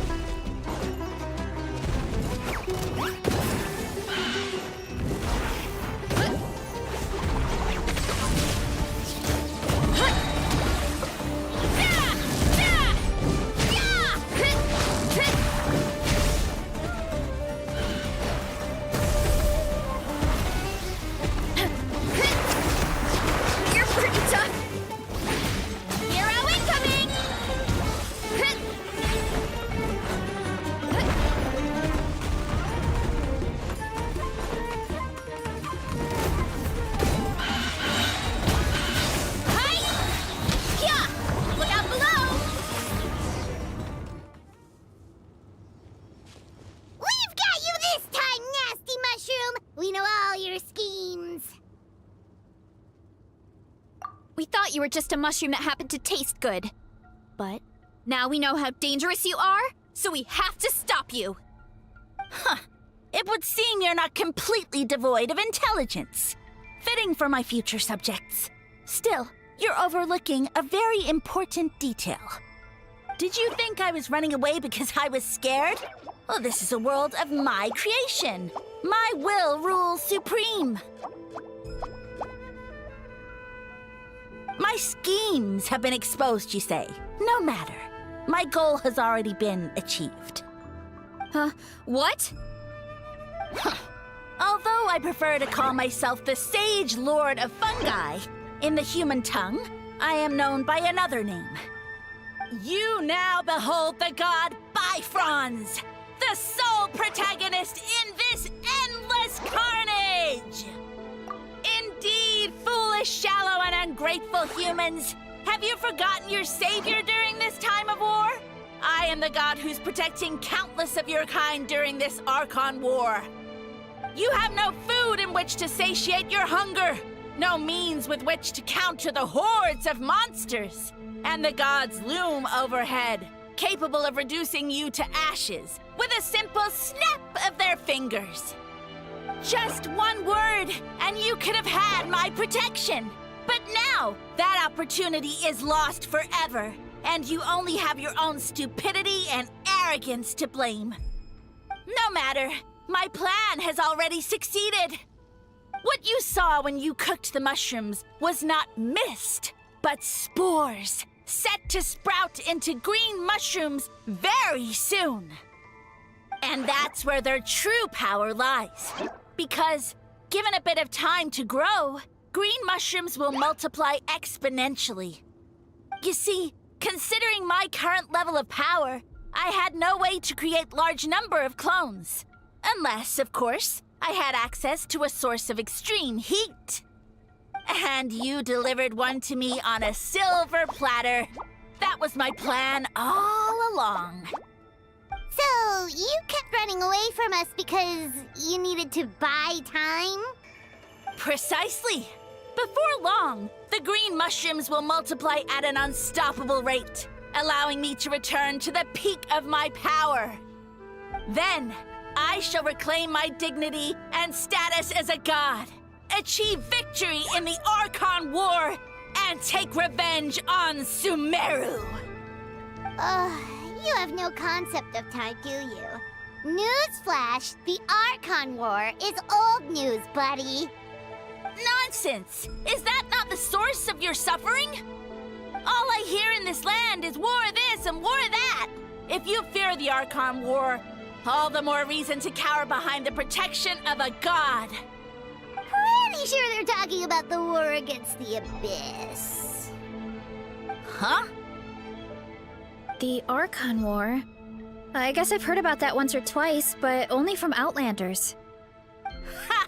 I see what's going on here. You're using lies and trickery to befuddle me. You know, my original plan was to imprison you here until the end of time. But now, I have a better idea. Once nothing is left of this land but an endless field of mushrooms, I'll set you free. You get the honor of witnessing that despair in person. Now, I was going to offer you a glimmer of hope by allowing you to pledge yourselves to me and take on the burden of managing my kingdom. But now, the deal is off. What did you say? The Traveler explained everything. The only reason I could hear you is because I've eaten so many mushrooms over the years. Yeah, and Paimon ate a whole bunch during the competition. Paimon's small, so it didn't take as many mushrooms for her to be affected. Point being, most people would have to eat a monstrous amount of mushrooms to even hear you over the buzz of a mosquito. So you latched onto us as a group of people who can actually hear your voice. In other words... You said your mushrooms need time to grow, which means you don't have enough power to keep us here. I may not have my former strength, but keeping a few humans right where I want them is a small task. Unless you think you can take on a creature as vicious and powerful as the Jade-Plume Terrashroom. Because you definitely can't. Right? Let's get out of here. Yeah, if he was telling the truth, We need to get back to the tribe as soon as possible. Oh, no!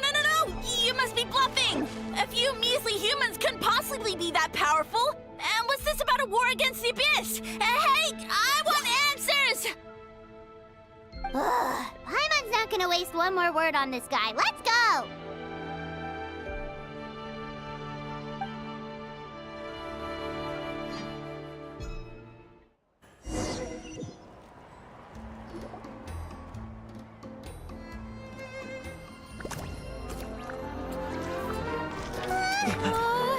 What should we do?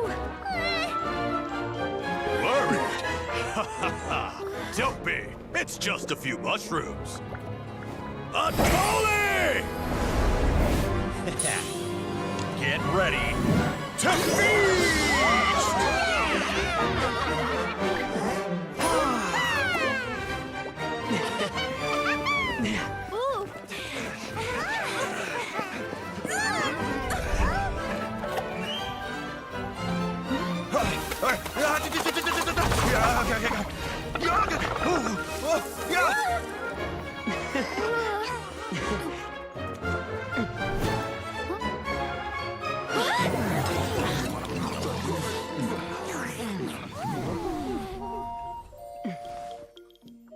It's your time to shine, Veressa.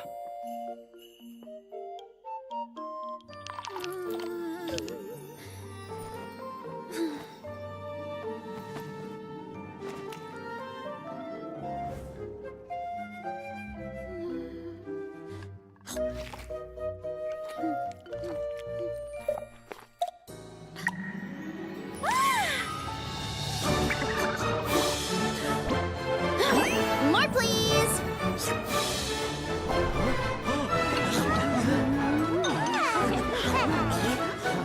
Guess it's time to dig in!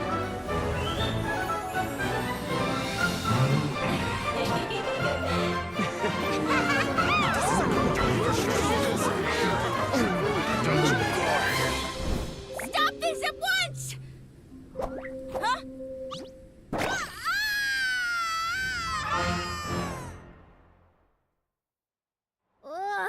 What a great meal! Thanks, everyone. I feel like a whole new me. And with that, we took care of all the green mushrooms. Now, care to tell me what happened earlier? It was lights out for all three of you.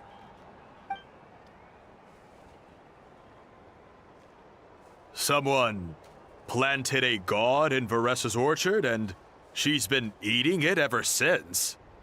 Yeah, we know not every god that's still around is super strong, but this one reached a whole new low.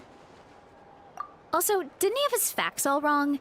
He kept going on about some kind of Archon war. Ah, well, Natlan was never part of the Archon War, so it rarely comes up around these parts. It makes sense that you don't know much about it, Veressa. Whoa, hold on. Are you serious? Of course. The infighting between the dragons pretty much took over everything. So there was no room for the gods to join in. Yep, that checks out. Living under a rock all those years, Mushroom God wakes up, thinking it's still the Archon War, and tries to use that to convince people to worship him. Little did he know, our lives are much better now than in the Age of the Dragons. So what do we do now? It can't be easy to slay a god. I guess it's back to business as usual. As long as we keep picking the green mushrooms, that god is just a tasty mushroom at the end of the day. Actually, Traveler? Can I borrow you for a minute?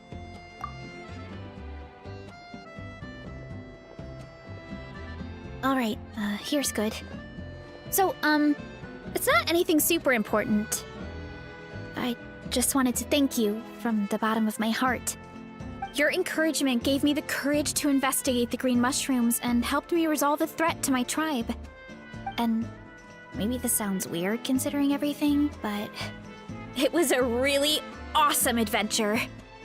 I had fun. Oh, why's that?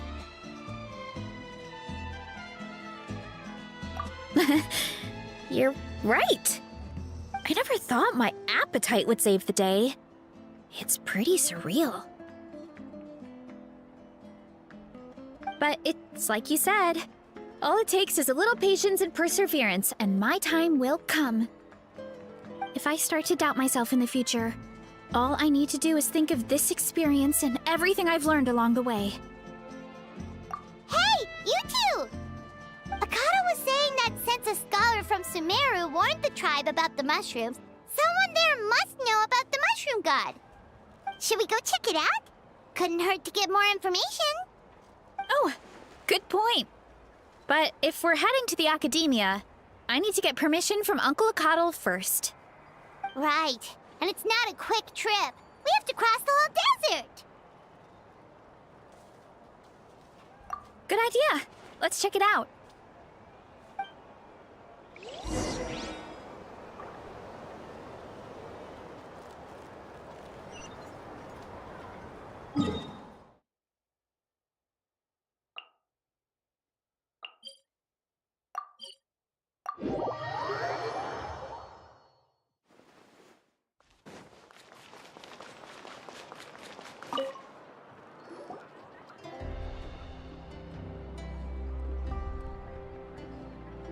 Oh, Catherine's back! And isn't that Tainari? Word from the speaker's chamber was that an Amurta scholar happened to be conducting research in the area. So they helped me to get in touch. It's been a while, you two. So, you're the ones looking into the Sage Lord of Fungi. Yep, you're an expert, so you must know all about him, right? Of course. To those in the Amurta Darshan, his case is a well-known part of ecological history. His power is tied to his number of clones, so, at one point, he possessed a truly fearsome form. But as his clones diminished in number, he got smaller and smaller until he couldn't hold on to physical form at all. And so, he became impossible to track. Scholars could only keep tabs on him by monitoring what remains of his clones. Now, I'm learning his true form fled to Natlan? Yeah, the mushrooms started popping up in our orchard not too long ago. Well, from what I've heard, he has very few clones right now, so there's nothing to worry about. Feel free to use the mushrooms as you see fit. They really are delicious. Of course, in the interest of research, I would prefer to send a few scholars from my Darshan to monitor the situation every so often. What do you say? I wanted to get your permission before submitting a formal request to the speaker's chamber. Of course. You're welcome anytime. That's a huge help, actually. I wanted to ask, though, you said what remains of his clones? Does that mean there are clones outside of Natlan? Even now? Oh, yes. There's a huge one beneath the chasm. Zamaran is its name. Its mycelium structure is stunning, and it's capable of human speech. Whoa, that sounds amazing! It took a long time for Zamaran to grow into this form. Luckily, Zamaran isn't a green cap mushroom, so there's no danger to us. And I believe its mind has been separated from the mushroom god for a very long time. I doubt there's a connection between them anymore. We should go see Zamaran one of these days! Ooh, I'll come. It'll be nice to interact with a friendly mushroom for once. Friendly is right. So this one is definitely not for eating. I would never.